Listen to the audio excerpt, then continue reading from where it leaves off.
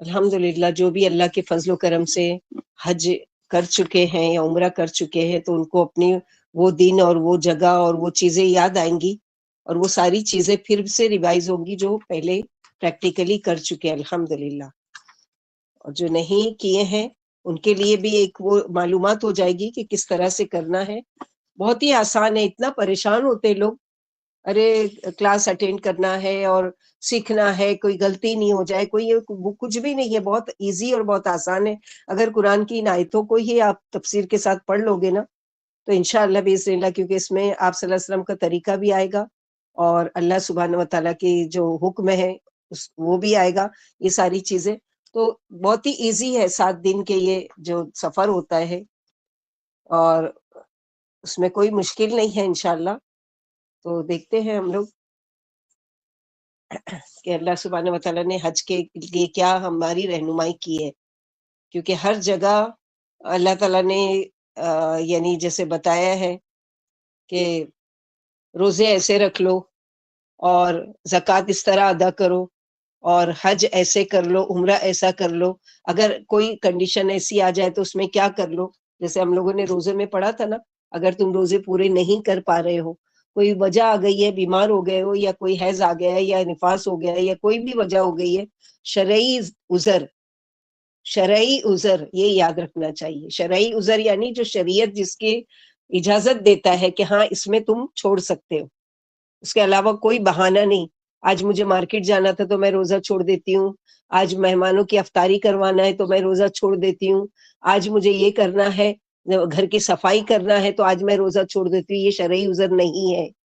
شرعی عذر کس میں آئے گا؟ ایسا مریض جو بیمار ہے کہ بالکل ڈاکٹر نے منع کر دیا کہ اگر وہ روزہ رکھے گا تو اس کی جان کو خطرہ ہو سکتا ہے یا بیماری بڑھنے کا اندیشہ ہو سکتا ہے، یا پھر حیض آ گیا ہے، نفاس میں ہو گئے، یا پھر سفر میں چلے گئے. ایسی سفر ہے کہ جہاں پر سخت دھوپ ہے، گرمی ہے اور سخت یعنی سفر ہے کہ جہاں پانی کا انتظام نہیں ہے اور وہ نہیں ہے اور وہ مشکل ہو رہی ہے، تو رخصت ہے کہ وہ حج میں وہ سفر میں روزہ چھوڑ سکتا ہے اور بعد میں اس کی قضا کرے گا.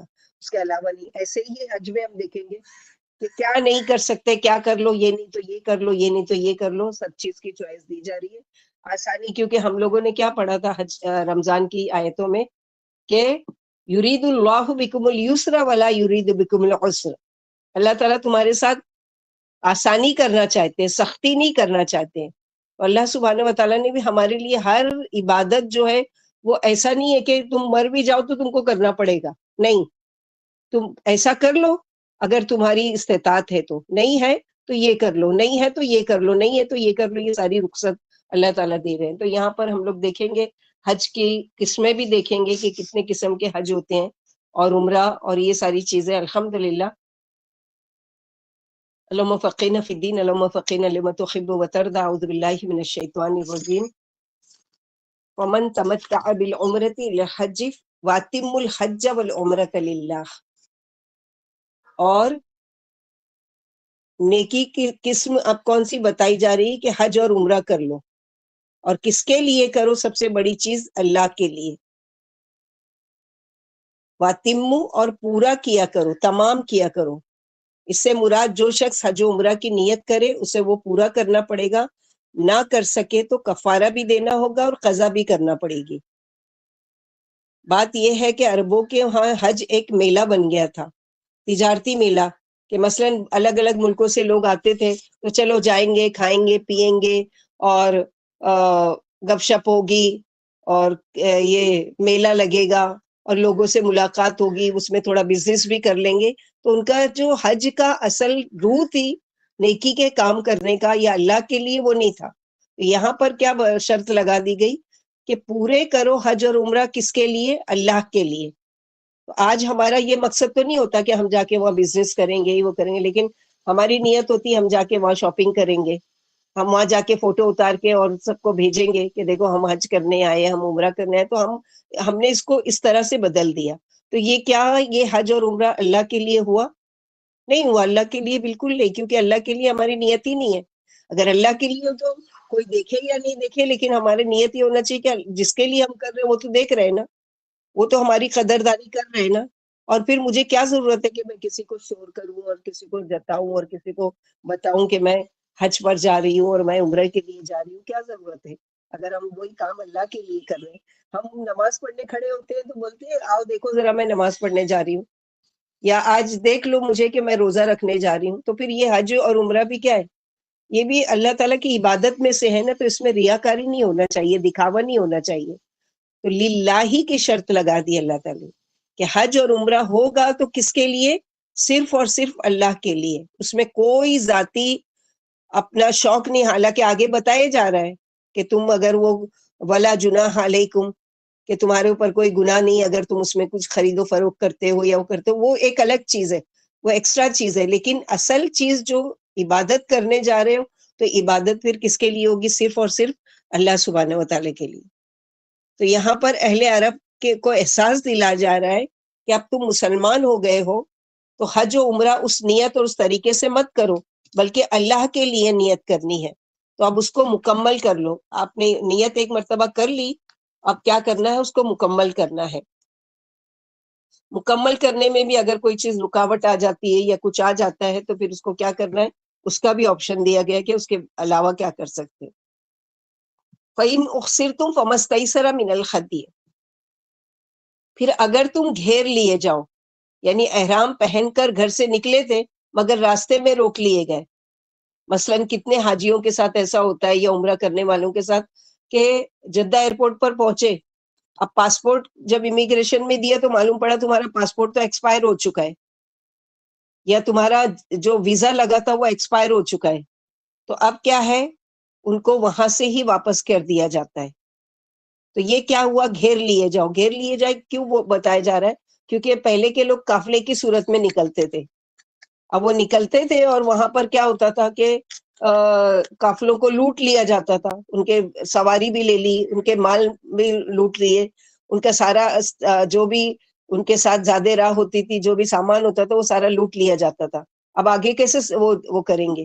تو ہر دور کے لیے اللہ تعالیٰ نے آسانی کی. آج بھی اگر روک لیے جاؤ، اور اللہ کے نبی صلی اللہ علیہ وسلم کی یعنی طریقے سے ہم لوگوں کو ملتا ہے.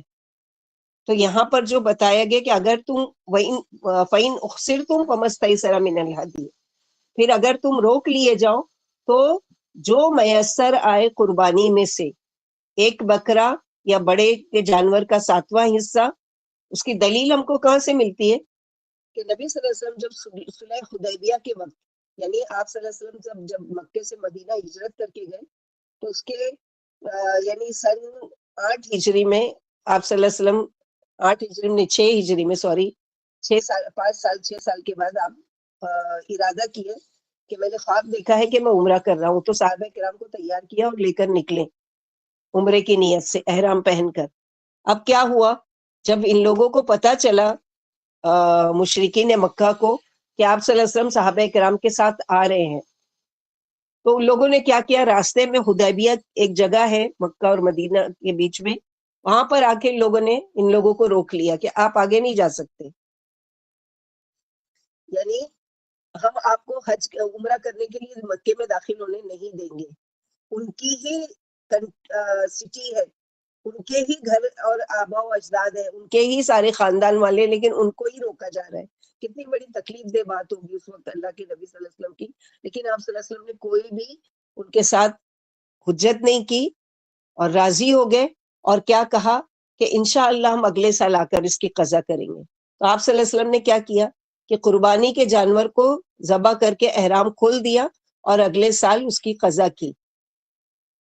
اب ہوا کیا کہ جب صحابہ کرام اتنے شوق کے ساتھ کہ ہم 4-5 سال کے بعد اپنے شہر مکہ میں داخل ہوں گے، ہم بیت اللہ کو دیکھیں گے، وہ سارے شوق کے ساتھ جب آئے تھے اور وہاں پر روک لیے گئے تو ان لوگوں کو بہت تکلیف ہوئی، یعنی بہت دل دکھا. اور وہ لوگ بالکل بھی، اللہ کے نبی صلی اللہ علیہ وسلم نے کہا کہ ٹھیک ہے ہم اگلے سال آئیں گے اور حج عمرہ پورا کریں گے، قضا کریں گے، اور ابھی جو ہم قربانی کے جانور لے کر آئے ہیں اس کو کیا کریں گے ہم کہ اس کو یہاں پر قربانی کر دیتے ہیں اور اپنے سر منڈوا لیتے ہیں اور احرام کھول دیتے ہیں. صحابہ کرام کو بھی یہی کہا، تو سب کو کہا کہ سب لوگ یہی کرو، تو کوئی بھی نہیں ہلا اپنی جگہ سے. یعنی اتنے صدمے میں تھے، اتنے شوق ہو گئے تھے کہ ہم اتنے یعنی جوش و خروش سے اور اتنے شوق سے ہم مدینے سے نکلے تھے اور ہم کو روک دیا گیا تو بالکل ایک دم شاکڈ ہو گئے تھے. تو وہاں جب بالکل کوئی بھی نہیں یعنی آپ صلی اللہ علیہ وسلم کی کوئی بھی بات نہیں مان رہے تھے. آپ صلی اللہ علیہ وسلم کو بہت صدمہ ہوا. آپ حجرے میں گئے خیمے میں, وہاں پر ام سلمہ رضی اللہ تعالیٰ عنہ جو آپ کی بیوی تھی وہ وہاں پر تھی. تو دیکھا کہ آپ صلی اللہ علیہ وسلم پریشان ہیں, تو کیا وجہ ہے کہ آپ کیوں پریشان ہیں یا رسول اللہ صلی اللہ علیہ وسلم؟ تو آپ صلی اللہ علیہ وسلم نے کہا کہ کیسی میری یہ لوگ ہیں میرے ساتھی, میں ان کو کہہ رہا ہوں کہ اپنا سر منڈوا لو اور احرام کھول دو اور قربانی کر دو, یعنی اس کی وجہ سے کہ جو یہ دینا ہے کہ گھیر لیے گئے تو اب کفارہ فدیہ ادا کرنا ہے, تو اس کے لیے قربانی کر دو اور ہم اگلے سال آئیں گے حج کے لیے, لیکن کوئی بھی میری بات نہیں مان رہا ہے. تو میں سلمہ یعنی کتنی اتنا بڑا مسئلے کا حل ایک عورت نے اس کا یہ حل بتایا کہ آپ ان سے مت کہیے کیونکہ ابھی وہ صدمے میں ہے, آپ ان سے مت کہیے کہ یہ کرو, بلکہ آپ کیا کیجئے, آپ جائیے, آپ اپنا سر منڈوائیے, آپ اپنا احرام کھولیے اور اپنی قربانی کر دیجئے. آپ صلی اللہ علیہ وسلم نے یہی کیا, باہر نکلے کسی سے کچھ بھی نہیں کہا. اور آپ صلی اللہ علیہ وسلم نے کیا کیا, اپنا سر منڈوایا, احرام کھولا اور قربانی کی. صحابہ کرام نے جیسے ہی دیکھا جلدی سارے لوگ وہی سب کچھ کرنے لگے. تو ایک بڑا مسئلہ جو تھا وہ ایک عورت کے کہنے پر وہ حل ہوا کہ آپ صلی اللہ علیہ وسلم کو بھی ایسے وقت میں نہیں سمجھ میں آ رہا تھا کہ میرے ساتھی میری نافرمانی کریں گے, یعنی میری بات نہیں مان رہے, ان کو یہ اس چیز کا بڑا برا لگ رہا تھا. لیکن ام سلمہ نے اتنے بڑے مسئلے کا حل کتنی آسانی سے کروا دیا. تو بعض دفعہ ایسا ہوتا ہے کہ مطلب گھروں میں کیا ہوتا ہے, عورتوں کو بالکل ایسی ناچیز سمجھا جاتا ہے, ان کی رائے نہیں مانی جاتی ہے, ان کو کوئی بڑی چیز نہیں سمجھا جاتا ہے, ان سے کوئی مشورہ نہیں لیا جاتا ہے, ان کو کسی کام میں آگے نہیں کرتے. تو بعض مرتبہ ایسا ہوتا ہے کہ عورتوں کے کچھ مشورے بھی ایسے ہوتے ہیں کہ جس کی وجہ سے بہت سارے پرابلم سالو ہو سکتے ہیں. تو ہمارے وہاں کیا رواج ہے, باہر کے لوگوں سے مسئلہ پوچھیں گے, باہر کے لوگوں سے رائے لیں گے, لیکن اپنی وہی بولتے ہیں نا گھر کی مرغی دال برابر, وہی حساب ہے کہ گھر میں اگر کوئی عقل مند عورت موجود ہے اور وہ صحیح فیصلہ بتا سکتی ہے, کسی مسئلے کا صحیح حل بتا سکتی ہے, تو شان کے خلاف سمجھتے ہیں اس کو کہ نہیں ایسے کیسے ہو سکتا ہے. تو یہاں پر یہ ہے, اسی لیے احرام پہنتے ہوئے نیت کر لینا چاہیے, اور عربی میں اس کی نیت موجود ہے, ہم لوگ دیکھیں گے آگے کہ کیا نیت ہوگی. یعنی جب روک لیے جاؤ تو کیا احرام پہنتے ہوئے نیت کر لو, اللہم مخلی حیث حبستنی, اللہم مخلی حیث حبستنی. ہم لوگ ابھی دیکھتے ہیں پورا کہ آپ صلی اللہ علیہ وسلم نے کس طرح سے اس مسئلے کا حل کیا اور کیسے وہ کی. تو پہلے روزوں کا بیان تھا, پھر جہاد کا, اب حج کا بیان ہے, اور حکم ہے کہ حج اور عمرہ پورا کرو. بظاہر شروع کرنے کے بعد حج و عمرے کا پورا کرنا ضروری ہے, یعنی اگر آپ نے ایک مرتبہ نیت کر لی, احرام پہن لیا, تو اب اس کو پورا کرنا ضروری ہے, جیسا کہ آیت کا انداز بیان بتا رہا ہے. اسی وجہ سے بعد میں فرمایا کہ اگر کعبے تک پہنچنے سے تمہیں روک دیا جائے اور تم حج و عمرہ پورا کرنے سے مجبور ہو جاؤ تو وہیں قربانیاں کر ڈالو. مختلف سندوں سے انس رضی اللہ تعالیٰ اور صحابہ کرام کی ایک جماعت سے منقول ہے کہ اللہ کے رسول صلی اللہ علیہ وسلم نے حج و عمرہ جمع فرمایا. یعنی اب حج کی قسمیں ہم دیکھیں گے کہ حج کی 3 قسمیں ہیں. آپ صلی اللہ علیہ وسلم صحابہ رضی اللہ تعالیٰ سے فرمایا کہ جس کے پاس قربانی ہے وہ حج اور عمرے کا احرام باندھے. ایک حدیث میں کہ عمرہ حج میں ہمیشہ کے لیے داخل ہے, یعنی عمرہ اگر خالی کرنے والا تو خالی عمرہ کرتا ہے, لیکن حج کرنے والا وہ کیا کرتا ہے, عمرہ بھی کرتا ہے حج بھی کرتا ہے. لیکن ایک حج ایسا ہے کہ جس میں عمرہ نہیں ہے, صرف حج ہے. تو حج کی 3 قسمیں دیکھتے ہیں ہم لوگ, ابھی آگے چل کے دیکھیں گے اس کو کہ 3 قسمیں کون سی ہے. اور اگر محرم سفر میں روک لیا جائے تو قربانی کر کے اور سر منڈا کر حلال ہو جائے. پھر فرمایا اگر تم حج میں روک لیے جاؤ تو جو قربانی میسر ہو کر ڈالو. کہتے ہیں یہ آیت حدیبیہ کے سال سن 6 ہجری میں جب اللہ کے رسول صلی اللہ علیہ وسلم کو مشرکوں نے مکہ جانے سے روک دیا تھا اتری. اسی سال اسی سلسلے میں مکمل سورہ فتح بھی اتری اور حکم ہوا کہ قربانی کے تمام جانور تقریباً 70 اونٹ یہیں ذبح کر دیے جائے اور سر منڈا کر احرام کھول دیا جائے. چنانچہ آپ صلی اللہ علیہ وسلم نے صحابہ کرام کو قربانیاں کر کے سر منڈانے اور احرام کھول دینے کا حکم دیا، مگر صحابہ تعمیل حکم سے اس پر امید پر رکے رہے شاید یہ حکم منسوخ ہو جائے، یعنی اللہ تعالیٰ کی طرف سے کوئی اور آرڈر آ جائے۔ مگر جب آپ نے قربانی کر کے سر منڈوا لیا تو کوئی تو سر منڈوانے لگا اور کوئی کتروانے لگا، یعنی کسی نے قصر کیا اور کسی نے پورا سر منڈوا لیا۔ آپ صلی اللہ علیہ وسلم نے فرمایا اللہ سر منڈوانے والوں پر رحم فرمائے۔ صحابہ کے پوچھنے پر تیسری بار فرمایا اور بال کتروانے والوں پر بھی رحم فرمائے۔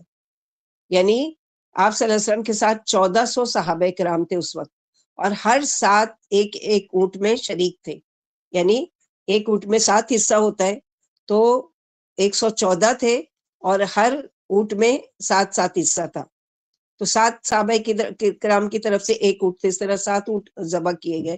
یہ مقام حدیبیہ میں ٹھہرے ہوئے تھے جو حرم سے خارج ہے، یعنی حرم سے باہر ہے۔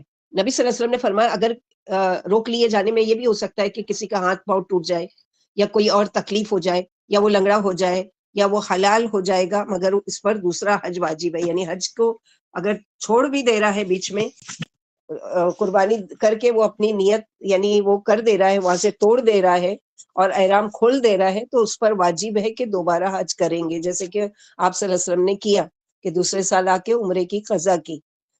عائشہ صدیقہ فرماتی ہے ایک دفعہ اللہ کے رسول صلی اللہ علیہ وسلم زباعہ بنت زبیر کے پاس تشریف لے گئے، یہ ایک صحابیہ ہیں، انہوں نے پوچھا کہ میرا عزم حج ہے مگر بیمار ہوں، یعنی میں بیمار ہوں اور میرا ارادہ ہے کہ میں حج پر جاؤں۔ فرمایا حج کو جاؤ اور احرام میں شرط لگا لو کہ اللہم مخلی حیث حبستنی، اے اللہ اب مجھے جہاں روک دیں گے، آپ مجھے جہاں روک دیں گے میں وہیں احرام کھول دوں گی۔ اسی وجہ سے حج میں شرط لگانا روا ہے، یعنی عمرے میں تو نہیں وہ ہوتی ہے کیونکہ عمرے میں قربانی وغیرہ بھی نہیں کرتے، لیکن حج کے لیے یہ شرط ہے کہ یہ نیت کر لینی چاہیے کہ پتہ نہیں اگر کسی وجہ سے روک لیے جائیں یا کسی وجہ سے رک جائے تو یہ نیت ہوگی تو کم سے کم ہمارے پاس ایک چیز کا جواز ہوگا کہ ہاں ہم نے ایسی نیت کی تھی اور ہم کھول سکتے ہیں۔ تو یہاں یہی بتایا، پھر آگے بتایا گیا ہے وَلَا تَحْلِقُوا رُؤُوسَكُمْ حَتَّى يَبْلُغَ الْهَدْيُ مَحِلَّهُ، اور نہ منڈواؤ اپنے سروں کو جب تک قربانی اپنی حلال گاہ کو نہ پہنچ جائے۔ اس سے ایک بات یہ پتہ چلتی ہے کہ قربانی اپنے گھر یعنی انڈیا میں آ کر نہیں کرنی ہے، بلکہ کیا کرنا ہے کہ قربانی کو بھیجنا ہے محلی، حتیٰ یبلغ الحدی محلہ، محلہ کون سی جگہ ہے کہ جہاں پر حدود حرم میں قربانی کی جائے گی۔ اگر انسان خود نہیں پہنچ سکتا، مثلا اس کو تکلیف تھی سر میں اور وہ تھا اور اس نے احرام کھول دیا یا پھر سر منڈوا لیا، احرام تو پہنا ہوا ہے لیکن سر منڈوا لیا، سر کب منڈانا ہے 10 تاریخ کو، لیکن اس سے پہلے اس کو تکلیف ہو گئی، سر میں جوں ہو گئی یا کوئی وہ ہو گئی، جیسے کہ یہاں پر آئے گا کہ پھر فرمایا نہ سر منڈواؤ جب تک قربانی اپنے محل پہنچ کر ذبح نہ کر دی جائے۔ اگر کوئی حج اور عمرے کا ایک ساتھ احرام باندھ لے یا حج و عمرے کا الگ الگ احرام باندھے یا عمرے کا احرام باندھ کر عمرہ کر کے حلال ہو کر پھر حج کا احرام باندھے، تو جب تک حج اور عمرے کے احکام سے یا صرف حج کے یا عمرے کے احکام سے فارغ نہ ہو جائے سر منڈانا جائز نہیں ہے۔ حفصہ رضی اللہ عنہ فرماتی ہے میں نے پوچھا کہ لوگوں نے تو اپنے آپ عمرے کھول ڈالے، آپ عمرے سے کیوں حلال نہیں ہوئے؟ فرمایا میں نے سر کے بال جما لیے اور قربانی کے گلے میں نشانی ڈال دی ہے، میں جب تک قربانی نہ کر لوں حلال نہیں ہو سکتا۔ پھر فرمایا اگر تم میں سے کوئی بیمار ہو یا اس کے سر میں تکلیف ہو تو سر منڈوا کر فدیہ دے دے۔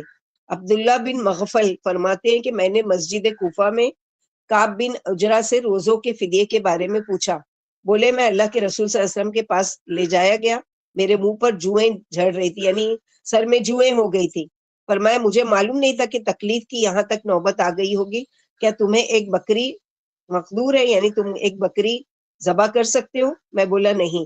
فرمایا اچھا تو 3 دن کے روزے رکھ لو یا 6 محتاجوں کو کھانا کھلا دو، یعنی ہر محتاج کو نصف سا 1 سیر 6 چھٹا اناج دے دو اور سر منڈا لو۔ یہ آیت خاص طور پر میرے بارے میں اتری مگر حکم عام ہے، یعنی آج بھی کسی کو اگر کوئی ایسی مشکل آ سکتی ہے تو وہ 3 کام میں سے کوئی ایک کام کر سکتا ہے، یعنی اس کی طاقت ہے تو وہ روزہ رکھ لے، نہیں تو وہ قربانی دے دے، اور نہیں تو پھر صدقہ دے دے۔ یعنی بہت ساری کعب بن عجرہ فرماتے ہیں میں ایک ہانڈی کے نیچے آگ جلا رہا تھا اور جوئیں میرے منہ پر جڑ رہی تھی. اللہ کے رسول صلی اللہ علیہ وسلم نے میرے پاس آ کر فرمایا کیا تمہیں ان کیڑوں سے تکلیف نہیں ہو رہی ہے؟ میں بولا جی ہاں ہو رہی ہے. فرمایا سر منڈا لو، پھر 3 روزے رکھ لو، یا 6 محتاجوں کو کھانا کھلا دو، یا ایک بکری ذبح کر دو. ایوب رضی اللہ عنہ کہتے ہیں مجھے یاد نہیں رہا کہ آپ صلی اللہ علیہ وسلم نے کون سی چیز پہلے فرمائی ہے. یعنی کوئی بھی جو چیز میسر ہو، یہاں پر یہی بتایا گیا نا کہ کیا کرو حتی یبلغ الہدی محلہ فمن کان منکم مریضا او بہ اذن، یا بیمار ہو گیا ہے یا پھر یہ ہے کہ سر میں تکلیف ہو گئی ہے تو فدیہ دے دے. کیا ہے؟ روزے سے یا صدقے سے یا قربانی سے. تو یہاں پر یہی دیا گیا ہے کہ حدیث سے پتہ چلتا ہے، جیسے کہ ہم لوگوں نے صحابہ کرام کی مثال دیکھی کہ 3 روزے رکھنا ہے یا پھر 6 مسکینوں کو کھانا کھلانا ہے، نصف سا گندم، یا ایک بکری قربان کرنا ہے جو اللہ کے لیے قربانی کی جائے. حد یہ قربانی کا وہ جانور جو بیت اللہ میں جا کر قربان کیا جائے گا، اور نسک وہ قربانی جو اپنے گھروں میں ہم قربانی کرتے ہیں. سمجھ میں آیا حد یہ اور نسک میں کیا فرق ہے؟ نسک وہ قربانی کہ جو ہم عام قربانیاں کرتے ہیں، اور ہدیے کیا ہے؟ وہ قربانی جو خاص وہاں پر کی جائے گی. یعنی مسجد حرام کے پاس اب کوئی مریض تھا، اس نے سر منڈا لیا، احرام کھول دیا اور وہ واپس آ گیا. اب وہ کیا کرے کہ وہ دوبارہ جا نہیں سکتا، اور جب تک کا وہ نہیں ہوگا، سر تو منڈا لیا لیکن احرام نہیں کھول سکتا جب تک قربانی اس کی جگہ پر نہیں پہنچے گی. تو اب وہ کیا کرے کہ مثلاً یہ کہ کوئی اگر وہاں پر ہے تو اس کو بولے کہ میری طرف سے یہ قربانی مکے میں حرم کے آس پاس کروا دی جائے، یا پھر ایک بینکر راجی ہے شرکت الراجی کر کے، وہ ان لوگوں کو ڈرافٹ بنا کر اگر دیا جاتا ہے تو وہ آپ کی طرف سے وہاں پر قربانی کر دیتے ہیں. کئی حاجیوں کے ساتھ ایسا مسئلہ ہوتا ہے تو اس کے آپشنز وہاں پر موجود ہے اس طرح کے. تو یہاں پر اللہ تعالیٰ نے ہر طرح کی یعنی وہ بتائی ہے کہ کس طرح سے یہ نہیں ہے تو یہ کر لو. یہ ساری چیزیں چونکہ قرآن رخصت دے رہا ہے اس لیے سب سے پہلے وہی بیان کیا گیا جو سب سے زیادہ آسان ہے. پھر قریب والے کو، پھر اس سے قریب والے کو روزے سب سے زیادہ آسان ہے، پھر صدقہ کا درجہ ہے، پھر قربانی کا ہے. اسی وجہ سے یہی ترتیب قائم رکھی گئی ہے. اور جب نبی صلی اللہ علیہ وسلم نے کعب رضی اللہ تعالیٰ عنہ کو حکم دیا تو افضل کا خیال کیا، چنانچہ بکری سب سے افضل تھی، اس کا حکم دیا کہ اگر تم بکری ذبح کر سکتے ہو تو بکری ذبح کرو. پھر صدقے کا درجہ دیا، پھر روزوں کا کہ اگر صدقہ دے دو، مال نہیں ہے، قربانی نہیں کر سکتے اور صدقہ بھی نہیں دے سکتے، غریب ہے، مسکین ہے، پھر کیا کرو؟ 3 دن کے روزے رکھ لو. اللہ کی ترتیب کتنی خوبصورت ہے کہ اللہ کے رسول پہ یہ ہر ترتیب اپنی جگہ نہایت موضوع ہے. یعنی ہر دور کے لوگ اور ہر طرح کے لوگوں کے لیے کچھ نہ کچھ یعنی اللہ سبحانہ وتعالی نے یہ وہ رکھا ہوا ہے، یعنی آپشنز رکھے ہوئے کہ بوجھ نہیں ہے. کیونکہ دین الدین النصیحہ، دین الاسرہ، یعنی دین کیا ہے؟ آسانی والا ہے، تنگی والا نہیں ہے. فَإِذَا أَمِنْتُمْ، پھر جب تم امن میں آ جاؤ، فَمَنْ تَمَتَّعَ بِالْعُمْرَةِ لِلْحَجِّ فَمَا اسْتَيْسَرَ مِنَ الْهَدْيِ، بس جو کوئی فائدہ اٹھانا چاہے یعنی حج اور عمرہ ایک سفر میں کرنا چاہے تو میسر آئے قربانی میں سے وہ کرے. اب یہاں پر حج کی 3 قسمیں ہم دیکھیں گے. ایک ہے حج قران. حج قران کیا ہوتا ہے کہ احرام پہنتے ہوئے دونوں کی نیت ایک ساتھ، مثلا عمرہ بھی اور حج بھی ایک ساتھ، اس میں وہ یہ نہیں کر سکتا، یعنی بیچ میں احرام نہیں کھول سکتا. مثلا ایک نے قران کی نیت کی ہے اور آپ صلی اللہ علیہ وسلم نے قران ہی کیا، لیکن پسند کیا آپ صلی اللہ علیہ وسلم نے تمتع کو، حج تمتع کو. قران کی پہلے سمجھتے ہیں، پھر تمتع دیکھتے ہیں، پھر افراد دیکھتے ہیں. 3 قسمیں، نمبر 1 قران، نمبر 2 تمتع، نمبر 3 افراد. قران حج کیا ہے کہ ایک حاجی مثلا احرام باندھتا ہے اور وہ عمرہ اور حج دونوں کی نیت ایک ساتھ کرتا ہے. اب وہ احرام پہن لیا، ساری پابندی لبیک پڑھ لیا، سب کچھ کر لیا، مسجد حرام پہنچ گیا. پہنچنے کے بعد اس نے عمرہ مکمل کیا. عمرہ مکمل کرنے کے بعد اب وہ احرام نہیں اتارے گا، اس کی احرام کی پابندی حج تک کا رہے گی. یعنی اس کو حج کی جو احرام کی پابندی ہے اس کو حج تک پورا کرنا پڑے گا. جب وہ حج کر لے گا تب وہ احرام کھولے گا اور قربانی کرے گا اور سر منڈائے گا. اس کو قران کہتے ہیں، یعنی حج اور عمرہ ایک ہی ساتھ، اس میں رخصت نہیں ہے، یعنی بیچ میں کوئی وہ نہیں ہے کہ سہولت کہ عمرہ کر لیا. اور وہ حج تمتع کیا ہے؟ حج تمتع یعنی تمتع کا معنی فائدہ اٹھانا، یعنی ایک حاجی نے یہاں سے پہلے نیت تو اس نے کی حج تمتع کی اور یہاں سے نکلا، لیکن کعبہ پہنچا بیت اللہ، وہاں پر اس نے عمرہ پورا کیا، اپنا سر منڈا دیا یا جو بھی کیا اور احرام کھول دیا. احرام کھولنے کے بعد اب وہ کیا کرے گا؟ ویٹ کرے گا 8 تاریخ کا، جب ذی الحجہ کی 8 تاریخ آئے گی پھر سے وہ الگ سے حج کا احرام پہنے گا اور پھر حج کے ارکان ادا کرے گا 13 تاریخ تک. ہم لوگ کرتے ہیں یہاں سے تمتع ہی ہے نا، ہم نے تمتع کیا. تمتع ہی کرے. آپ صلی اللہ علیہ وسلم نے ہاں بھی پسند کیا تمتع، کیونکہ اس میں سہولت ہے نا. اب کتنی پابندی لگ جاتی ہے احرام کی حالت میں، بال نہیں کاٹنا ہے، ناخن نہیں کاٹنا ہے، اور کوئی فلا رفسا ولا فسوقا ولا جدالا فی الحج، جب انسان کے ہونے کے ناطے تو بہت زیادہ وہ ہو جاتی ہے. تو آپ صلی اللہ علیہ وسلم نے کیا تو ایک ہی حج ہے پوری زندگی میں، اور وہ قران ہی کیا ہے آپ نے، لیکن پسند کیا، اسی لیے تو کہا نا صحابہ کرام کو کہ تم میں سے کوئی اگر لے کر آیا ہے قربانی کا جانور تو وہ قربانی کرے اور اپنا وہ کھول دے. اب ایک حج ہوتا ہے وہ افراد ہوتا ہے، تیسری قسم. افراد کیا ہے؟ کہ صرف حج کرنا ہے، اس میں قربانی بھی نہیں ہے اور عمرہ بھی نہیں ہے. اور یہ کس کے لیے ہے؟ یہ جو مکہ کے رہنے والے جو حدود حرم کے اندر رہتے ہیں ان کے لیے سہولت ہے. باہر کے آنے والے یہ نہیں کر سکتے، افراد نہیں کر سکتے. کوئی ریاض سے آ رہا ہے، کوئی دمام سے آ رہا ہے، کوئی کہیں سے آ رہا ہے، نہیں. صرف مکہ کے اندر رہنے والے جو ہے ان کو یہ سہولت ہے کہ وہ صرف حج کی نیت کر کے 8 تاریخ کو جائیں گے اور 13 تاریخ کو واپس آئیں گے، صرف حج کی نیت سے حج کا عمرہ احرام تو باندھیں کریں گے. گے نا آپ، فرسٹ عمرہ ہونے کے بعد نہیں، پھر عمرہ 8 تو اس تاریخ. کے اندر جو ہوتا ہے وہ ہوتا ہے، لیکن وہ حج کا عمرہ ہو جائے گا نا. ان اچھا، کی جو طرح 8 عمرہ تاریخ کر کے کے. 8 تاریخ کے اندر جو ہوتا ہے وہ، یا پھر اس ہاں سے وہی پہلے کا؟ وہی نہیں پہلے نہیں، وہی 8 تاریخ کے اس میں جو حرم میں جاتے ہیں اور ہاں عمرہ کرتے ہیں اور پھر مینا جاتے ہیں، پھر جی. عرفات جاتے ہیں، پھر مزدلفہ، وہ ساری چیزیں کریں گے. لیکن یہ 2 لوگوں کی طرح عمرہ الگ سے نہیں ہے، اچھا. بلکہ حج کے اس میں افراد والوں کے لیے عمرہ بھی ہے، لیکن ان کے لیے کیا ہے؟ صرف حج کی نیت ہوگی ان کی، اور قربانی نہیں ہے ان کے لیے. اچھا، یہ روزے سہولت دی رہنا ہے گئی. ان لوگوں کی، ان لوگوں کو نہیں روزے نہیں، رہنے. روزہ نہیں رکھنا، کیونکہ روزہ فدیے کے لیے رکھنا ہے نا. اچھا، تو یہ لوگ افراد اب والے قربانی بھی دے سکتے ہیں؟ ابھی آپ لکھا ہے نا آپ، قربانی نہیں ہے ان لوگوں کے لیے، افراد والوں کے لیے. ہاں، ابھی ہم پڑھ رہے ہیں نا، آگے وہی کے لیے پڑھنے جا رہے ہیں. اچھا. حج تمتع کا بیان، فمن تمتع بالعمرۃ الی الحج، پھر فرمایا کہ جب عمل ہو جائے، فاذا امنتم، تو حج تمتع میں قربانی کی جائے، خواہ دونوں کا ایک ساتھ احرام باندھا گیا ہو، حج قران ہو یا پہلے عمرے کا احرام باندھ کر اور اس سے فارغ ہو کر حج کا احرام باندھا گیا ہو، وہ حج تمتع ہے. حج تمتع عام ہے اور قران تمتع دونوں کو شامل ہے. اور دوسری قسم کو تمتع خاص کہتے ہیں. صحیح حدیثیں تمتع عام پر دلالت کرتی ہے. بعض راوی کہتے ہیں کہ آپ نے تمتع کیا اور بعض کہتے ہیں کہ قران کیا، اور اس میں سب کا اتفاق ہے کہ آپ قربانی لے کر گئے تھے اپنے ساتھ، یعنی آپ صلی اللہ علیہ وسلم. آیت سے معلوم ہوتا ہے کہ تمتع والے کو جس قربانی کی سہولت ہو وہی کر ڈالے. ادنا درجے کی قربانی بکری ہے اور گائے بھی کی جا سکتی ہے، کیونکہ اللہ کے رسول صلی اللہ علیہ وسلم نے امہات المومنین کی طرف سے گائے کی تھی. ابو ہریرہ رضی اللہ عنہ فرماتے آپ نے ازواج مطہرات کی طرف سے گائے کی تھی اور وہ متمتع تھی، یعنی ان لوگوں نے تمتع کا احرام باندھا تھا. اس سے تمتع کا مسنون ہونا ثابت ہوا. عمران ابن حسین کہتے ہیں آیت تمتع قرآن میں ہے اور ہم نے اللہ کے رسول کے ساتھ تمتع کیا، اور کسی آیت نے اس کی تنسیخ نہیں کی، یعنی کوئی کینسل نہیں ہوا. یہ پھر یہاں تک کہ آپ رخصت ہو گئی، یعنی آپ کی وفات ہو گئی، آپ کے بعد ایک شخص نے اپنی رائے سے جو چاہا کہا.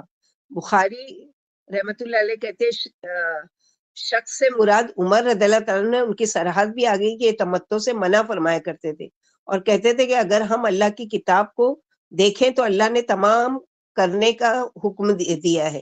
فرمایا واتم الحج والعمرۃ للہ، یعنی حج اور عمرہ اللہ کے لیے پورا کرو. در حقیقت عمر رضی اللہ تعالیٰ نے اس مصلحت سے لوگوں کو حج تمتع سے روک دیا تھا کہ لوگ کثرت سے تمتع کا احرام باندھ کر نہ آنے لگے. چنانچہ آپ نے اس مصلحت کا اظہار بھی کر دیا، ورنہ آپ تمتع کو مسنون ہی سمجھتے تھے. یعنی آپ صلی اللہ علیہ وسلم پسند کرتے تھے اس لیے وہ بھی پسند کرتے تھے، لیکن پھر یہ قران کا جو ہے وہ ختم ہی ہو جائے گا نا. آج بھی بہت کوئی ایک ہوگا جو اتنی مشقت والا حج کرنا چاہے گا کہ قران کی نیت کرے. اگر حج تمتع والے کے پاس قربانی نہ ہو تو اس کو کیا رکھنا ہے؟ اب قران اور تمتع ان دونوں کو قربانی کرنا ہے. افراد والے کو قربانی نہیں ہے. اب وہ جا تو رہا ہے حج کے لیے لیکن پیسے سارے اس کے چوری ہو گئے جس سے اس کو قربانی کرنا تھا, یا پھر یہ اتنے پیسے ہی نہیں ہے اور وہ چلا گیا. اب وہ کیا کرے؟ تو اس کے لیے ہے کہ وہ 10 روزے رکھے گا. کیسے 10 روزے؟ جو ہم لوگوں نے ابھی آیت میں پڑھا کہ وَمَن لَمْ يَجِدْ فَصِيَامُ ثَلَاثَةِ أَيَّامٍ فِي الْحَجِّ وَسَبْعَةٍ إِذَا رَجَعْتُمْ تِلْكَ عَشَرَةٌ كَامِلَةٌ ذَلِكَ لِمَن لَمْ يَكُنْ أَهْلُهُ حَاضِرِي الْمَسْجِدِ الْحَرَامِ. یعنی یہ مسجد حرام والے کے لیے نہیں ہے, کیونکہ مسجد حرام والے کے پاس رہنے والے کے لیے کیا ہے آپشن کہ وہ افراد کر لے گا, اس کے لیے قربانی نہیں ہے. قربانی کس کے لیے؟ جو باہر سے آیا ہے اور اس نے قران یا تمتع کی نیت کی ہے. تو اب وہ کیا کرے گا؟ اس کے پاس قربانی نہیں ہے تو وہ 3 روزے ایام حج میں رکھ لے اور 7 اپنے گھر آ کر.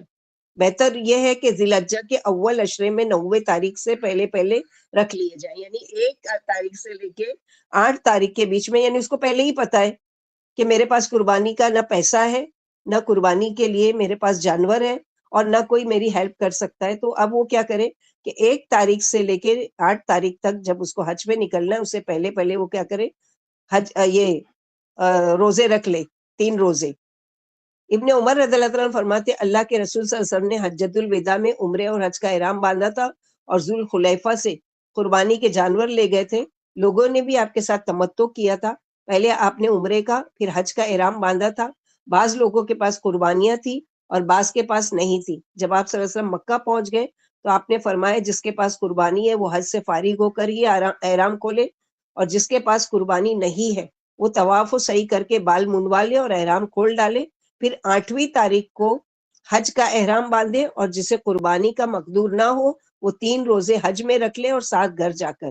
پھر بطور تاکید کے فرمایا کہ اس طرح 10 روزے ہو جائیں گے. تمتع مکہ والوں کے لیے نہیں ہے. مکہ والے کیا نیت کریں گے؟ صرف اور صرف افراد کی. پھر فرمایا یہ حکم غیر مکہ والوں کے لیے, یعنی متفق علیہ مسئلہ ہے کہ اہل حرم کو تمتع کی اجازت نہیں ہے, بلکہ وہ کیا کریں گے؟ افراد کی نیت باندھیں گے. اسی لیے ان کے لیے عمرہ کرنا چاہے جتنا بھی کریں سال بھر میں, لیکن حج کے لیے اگر وہ ارادہ کر رہے ہیں تو وہ صرف کیا باندھیں گے؟ احرام افراد کا, جس میں قربانی بھی نہیں ہے اور جس میں یہ عمرہ بھی نہیں ہے. بلکہ وہ جو عمرہ ہوتا ہے حج کے ساتھ ساتھ وہ ایک اس کا حصہ ہے, حج کا حصہ ہے, الگ سے اس کے لیے عمرہ نہیں ہے.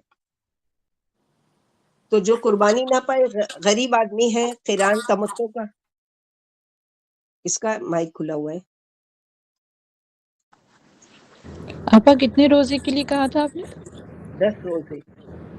3 روزے شروع میں نا, ثلاثتی ایام فی الحج, حج کے دنوں میں 3, اور وسبتین اذا رجعتم, جب اپنے کنٹری میں لوٹ جائے تو اب آ کے یہاں پر 7 روزے پورے کریں گے. لیکن یہ پورے آپا کرنا ہے مطلب کیونکہ یہ حج کے دنوں میں مطلب 1 سے 10 تاریخ کے بیچ میں نا, 1 سے 9 13 تاریخ کے بیچ 1 میں. سے 8 نہیں, 1 سے 13 نہیں, 1 سے 8 تاریخ تک. 1 سے 8 یہ 9 تاریخ تاریخ تک. عرفات ہے, اور عرفات کے دن اس کو روزہ رکھنا منع ہے حاجیوں کو, اچھا 1 سے 8 اوکے. تاریخ کے بیچ میں. اور 7 روزے بعد میں کب رکھنا ہے؟ جب جیسے جب ابھی یہاں سے جیسے انڈیا سے جاتے ہیں تو 40 دن کے لیے حج پہ جاتے ہیں, تو پھر وہ 40 دن بعد رکھ سکتے ہیں, دوسرا مہینہ 40 دن, چالو ہو جائے گا نا تب تو. ہاں تو کوئی بات نہیں ہے. یہ وہ نہیں لگائی گئی کہ حج کے دنوں میں رکھنا ہے, ایسا نہیں ہے. اوکے بلکہ کیا وہ اپنے وطن پلٹ کے جب بھی جو بھی منتھ میں آ رہا ہے وہ یہاں پر آ کے 7 روزے پورے کرے گا. اچھا کیونکہ یہاں پر اللہ تعالیٰ نے یہ بتا رہے وسبعۃ اذا رجعتم, اور 7 روزے جب اپنے ملک واپس چلے جائے. ٹوٹل اس کو کتنا کرنا ہے؟ تلک عشرۃ کاملہ, یہ 10 ہیں پورے, یعنی 10 روزے رکھنا ہے اس کو. ذالک لمن یکن اہلہ حاضر المسجد الحرام, یہ حکم اس کے لیے جو مسجد حرام کے قریب رہنے والا نہ ہو, یعنی اس کا گھر مکے میں نہیں ہے, باہر سے آنے والے کے لیے. واتقوا اللہ, اللہ سے ڈرو. ہر کام کے آخر میں اللہ کا ڈر, یعنی کیونکہ مکہ کے رہنے والے تو کبھی بھی عمرہ کریں گے, تو ان کے لیے شرط نہیں لگا دی گئی کہ وہ حج کے ساتھ عمرے کا احرام باندھیں گے, بلکہ وہ صرف کیا کریں گے, یہ صرف حج کی نیت کریں گے اور حج افراد. وَعْلَمُوا أَنَّ اللَّهَ شَدِيدُ الْعِقَابِ، اور جان لو اللہ سخت بدلہ لینے والے، سخت سزا دینے والے ہیں۔ حج کے حکم کی خلاف ورزی اگر کی تو ثواب کی بجائے کیا ہوگا؟ اللہ کے وہاں عذاب میں پکڑے جائیں گے۔ اور حج کے جو اشہر معلومات جو آ رہے ہیں، الحج اشہر معلومات، حج کے مہینے معلوم ہے، یعنی حج 3 ہجری میں فرض ہوا غزوہ احد کے سال۔ اسلام کے 5 بنیادی ارکان میں سے یہ ایک رکن ہے، اور جیسے اللہ کے نبی صلی اللہ علیہ وسلم نے فرمایا بنی الاسلام خمسہ، یعنی حج کی جو یہ اسلام کی بنیاد ہے وہ کیا ہے؟ 5 چیزیں ہیں، یعنی کلمہ شہادت، اس کے بعد پھر یہ ہے نماز، پھر زکوٰۃ، پھر روزہ، پھر حج۔ تو یہاں پر جو بتایا گیا کہ سن 2 ہجری میں رمضان کے روزے فرض ہوئے اور سن 3 ہجری میں حج فرض ہوا۔ تو پہلے کے لوگ کیا کرتے تھے کہ شوال کے مہینے سے ہی نکل جاتے تھے حج کے لیے۔ تو اشہر معلومات کتنے ہیں؟ صرف وہ 8 دن یا 10 دن نہیں، یا صرف حج کے ہی دن، ذی الحجہ کی 1 تاریخ سے 30 تاریخ تک نہیں، ذی الحجہ یعنی شوال، ذی القعدہ، ذی الحجہ، ذی الحجہ کی 10 تاریخ تک۔ یہ کون سے ہیں؟ اشہر معلومات۔ چاہیے تو آپ اپنا وہاں جو آیت لکھی ہے وہاں پر لکھو کہ اشہر معلومات سے کیا مراد ہے؟ شوال، ذی القعدہ اور حج کی 10 تاریخ تک، حج کا پورا مہینہ نہیں، 30 ذی الحجہ تک نہیں، بلکہ کیا ہے؟ یہ حج کے دن ہے، یعنی ان دنوں میں حج کے مہینے معلوم ہے۔ حج اور یہاں پر جو بتایا گیا، اسی لیے بقرہ ایک ایسی جامع سورہ ہے جس میں تمام احکامات بیان کیے گئے، یعنی اس میں زکوٰۃ بھی آ جائے گی، اس میں نماز کی فرضیت بھی آ گئی، اس میں روزے کی بھی آ گئی، اس میں حج کا بھی آ گیا۔ اور قرآن پاک میں آپ وصیت کا بھی آ جاتا ہے نا اسی میں؟ ہاں، وصیت کا بھی بہت سارے احکام والی ہے نا، کیونکہ مدنی صورت ہے نا، اس میں جی کرنے کے کام بتائے گئے کہ کیا کرنا ہے اور کیا نہیں کرنا ہے، وہ ساری بالکل چیزیں۔ بالکل۔ تو یہاں پر یہی بتایا گیا الحج اشہر معلومات، سنت یہی ہے کہ حج کا احرام حج کے مہینوں میں ہی باندھا جائے، دوسرے مہینوں میں حج کا احرام نہیں ہے۔ اور دلیل کیا ہے؟ الحج اشہر معلومات، حج کا وقت معلوم مہینے میں ہے۔ جیسے نماز وقت سے پہلے صحیح نہیں ہے، مثلا یہ کوئی فجر کی نماز صبح اٹھ کے پڑھنا بہت بھاری ہے تو میں عشاء کے بعد رات میں آنکھ کھلے تو میں فجر کی پڑھ لوں تو نہیں ہوگا۔ اسی طرح حج کا بھی احرام حج کے ایام میں ہی باندھا جائے گا، اس سے پہلے یا اس کے بعد نہیں۔ اسی طرح حج کا احرام وقت سے پہلے صحیح نہیں ہے۔ جابر رضی اللہ عنہ کہتے ہیں اللہ کے رسول صلی اللہ علیہ وسلم نے فرمایا کسی کو یہ لائق نہیں ہے کہ دوسرے مہینوں میں حج کا احرام باندھے، احرام حج ہی کے مہینوں میں باندھا جائے گا، کیونکہ قرآن میں ہے یسألونک عن الاحلہ، جو ہم لوگوں نے پچھلے ہفتے پڑھا، تو لوگ آپ سے چاندوں کے بارے میں پوچھتے ہیں، آپ فرما دیجئے کہ یہ لوگوں کے اور حج کے اوقات ہیں۔ نیز حج اور عمرے دونوں کو نسک کہتے ہیں، چونکہ عمرے کا احرام سال کے ہر حصے میں باندھا جا سکتا ہے، اس لیے حج کا احرام صرف حج کے مہینوں میں ہی باندھنا چاہیے۔ ابن عمر رضی اللہ عنہ فرماتے ہیں حج کے مہینے کون سے ہیں؟ شوال، ذی القعدہ اور ذی الحجہ کے 10 دن۔ احرام باندھنا کیا ہے آپا؟ یہ مطلب حج کے احرام کا کیا ہے؟ سمجھ نہیں آ رہا ہے۔ حج کے نیت سے جو احرام باندھا جا رہا ہے وہ حج کا احرام ہے، اور وہ تو شوال اور ذی القعدہ آپ بتائیں نا، تو حج کے ہاں تو مہینے وہ میں باندھنے کا حج کا ہوتا نا، وہ تو عمرہ کے لیے جو احرام باندھتے وہ بھی ہے کیا اس میں؟ نہیں، وہ نہیں ہے اس میں۔ وہ جو حج کے لیے نہیں جا رہا ہے اس کا تو الگ ہی ہوگا عمرہ۔ اچھا، یہ جو حج پر جا رہے ہیں ان کی بات کی جا رہی ہے کہ حج کا وہ ارادہ کر، کیونکہ پہلے کے لوگ ہماری طرح تھوڑی کہ 4.5 گھنٹے میں یا 5.5 گھنٹے میں فلائٹ پہ اچھا، پہنچ پہلے جاتے کے ہیں۔ لوگوں کا ہے یہ۔ اچھا، ہاں، ان کو وہاں سے اونٹ کے سفر پر مثلا مدینے سے آ رہے ہیں تو ان کو 1 مہینے کی مسافت، سیریا اور ایجپٹ یا عراق یا جہاں سے بھی آ رہے ہیں ان کو 3 مہینے کا سفر، فلسطین سے آ رہے 3 مہینے کا۔ اس لیے ان کو ٹائم دیا گیا کہ یہ جب احرام باندھیں گے تو کب باندھ سکتے ہیں؟ شوال کے مہینے سے احرام کی نیت کر کے نکلیں گے، اب پہنچ گئے سمجھو 2 مہینے کے بعد مکہ، اب وہاں پر وہ کیا کریں گے؟ احرام پہن کے تمتع کی نیت کی ہے تو کھول دیں گے اور نیا احرام باندھیں گے یا نیت کریں گے 8 ذی الحجہ کو۔ لیکن اگر کسی نے قران کی ہے تو وہ 3 مہینے کی وہ پوری مدت پوری کرے گا۔ کب تک؟ شوال، ذی القعدہ اور ذی الحجہ کی 10 تاریخ تک. سمجھ میں آئی بات؟ جی آپا ایک نا وہ کیرلا سے ایک بندہ جو ہے حج کے لیے نکلا تھا، تو پھر وہ احرام نہیں باندھے نا، انہوں نیت تو وہاں سے ہی کر کے نکلے. نیت تو نکلا لیکن احرام اس نے میقات میں پہنچنے سے پہلے باندھا نا. جب میقات اچھا تک پہنچ گیا، یعنی اچھا سفر کی نیت سے تو یہاں سے نکلا کہ میں حج کے لیے جا رہا ہوں، لیکن جب جی، میقات آئی تب جا کے اس نے احرام باندھا اور وہاں لبیک کہا اور پھر وہ داخل ہوا نا مسجد احرام میں. تو ویسا چلے گا وہ، مطلب ہاں گھر سے نہیں. ہاں وہی ہوا نا، اس سے تو سال بھر ہو گیا نا اس سے. ہاں صحیح. تو اس نے جی اسی آپا سے سمجھ. فائدہ اٹھایا جو یہاں پر جو دیا گیا ہے کہ اب ان دنوں میں حج کے ٹائم پر پہنچ کر اور وہ احرام باندھے گا. اس میں سب سے بڑی حکمت کہ تمام مسلمان قوم کو ایک ہی وقت میں ایک ہی جگہ جمع ہونا ہے. اس سے یہ پتہ چلتا ہے کہ حج کا فرض ہونا قرآن اور سنت دونوں سے ثابت ہے، اور اس کے بارے میں پوری ایک سورہ اللہ تعالیٰ نے حج اتار دی. یعنی کوئی روزے کے اوپر، کوئی نماز کے اوپر، کوئی زکوٰۃ کے اوپر اللہ تعالیٰ نے کوئی سورہ نہیں اتاری، لیکن حج کے اوپر پوری ایک سورہ حج کے نام سے آ گئی. تو یہاں پر یہی بتایا گیا. اب احرام پہننے کی وہ اگر یہ ساری چیزیں کوئی کنفیوز رہے تو ان کے لیے یہ ہے کہ جو حج کا ارادہ کرتے ہیں یا جو عمرے کا ارادہ کرتے ہیں ان کے لیے یہ ہے کہ اقبال کیلانی کی جو بک ہے حج و عمرے کے مسائل وہ ضرور خریدیں، لوگوں کو گفٹ کریں. اگر آپ کے قریبی رشتہ داروں میں سے کوئی جا رہا ہے تو ان کو منگا کے یہ بکس دیجیے، کیونکہ بہت ساری غلطیاں کرتے ہیں نہیں معلوم ہونے کی وجہ سے. اس لیے ان کو خود بھی معلومات حاصل کر کے نکلیں اور لوگوں کو بھی گفٹ دیں، اور اس طرح سے کہ وہ صحیح طریقے سے حج، کیونکہ اتنی بڑی عبادت کرنے جا رہے ہیں لیکن اگر نالج نہیں ہوتی ہے تو ایسی ایسی غلطیاں کر کے آتے ہیں کہ جیسے کہ یہاں منع کیا جا رہا ہے کہ اگر آپ نے حج کا احرام باندھ لیا ہے، الحج اشہر معلومات، اب کچھ چیزیں ایسی ہیں کہ اس میں کیا نہیں کرنا ہے. فمن فرض فیہن الحج، اب اس نے فرض کر لیا نا احرام باندھا، یعنی نیت کر لی اس نے، اب حج اس پر فرض ہو گیا کہ وہ پورا کرے. اب حج کرے تو کیا نہیں کرنا ہے وہ منع کیا گیا. یہ بہت سے لوگ کرتے ہیں وہاں پر.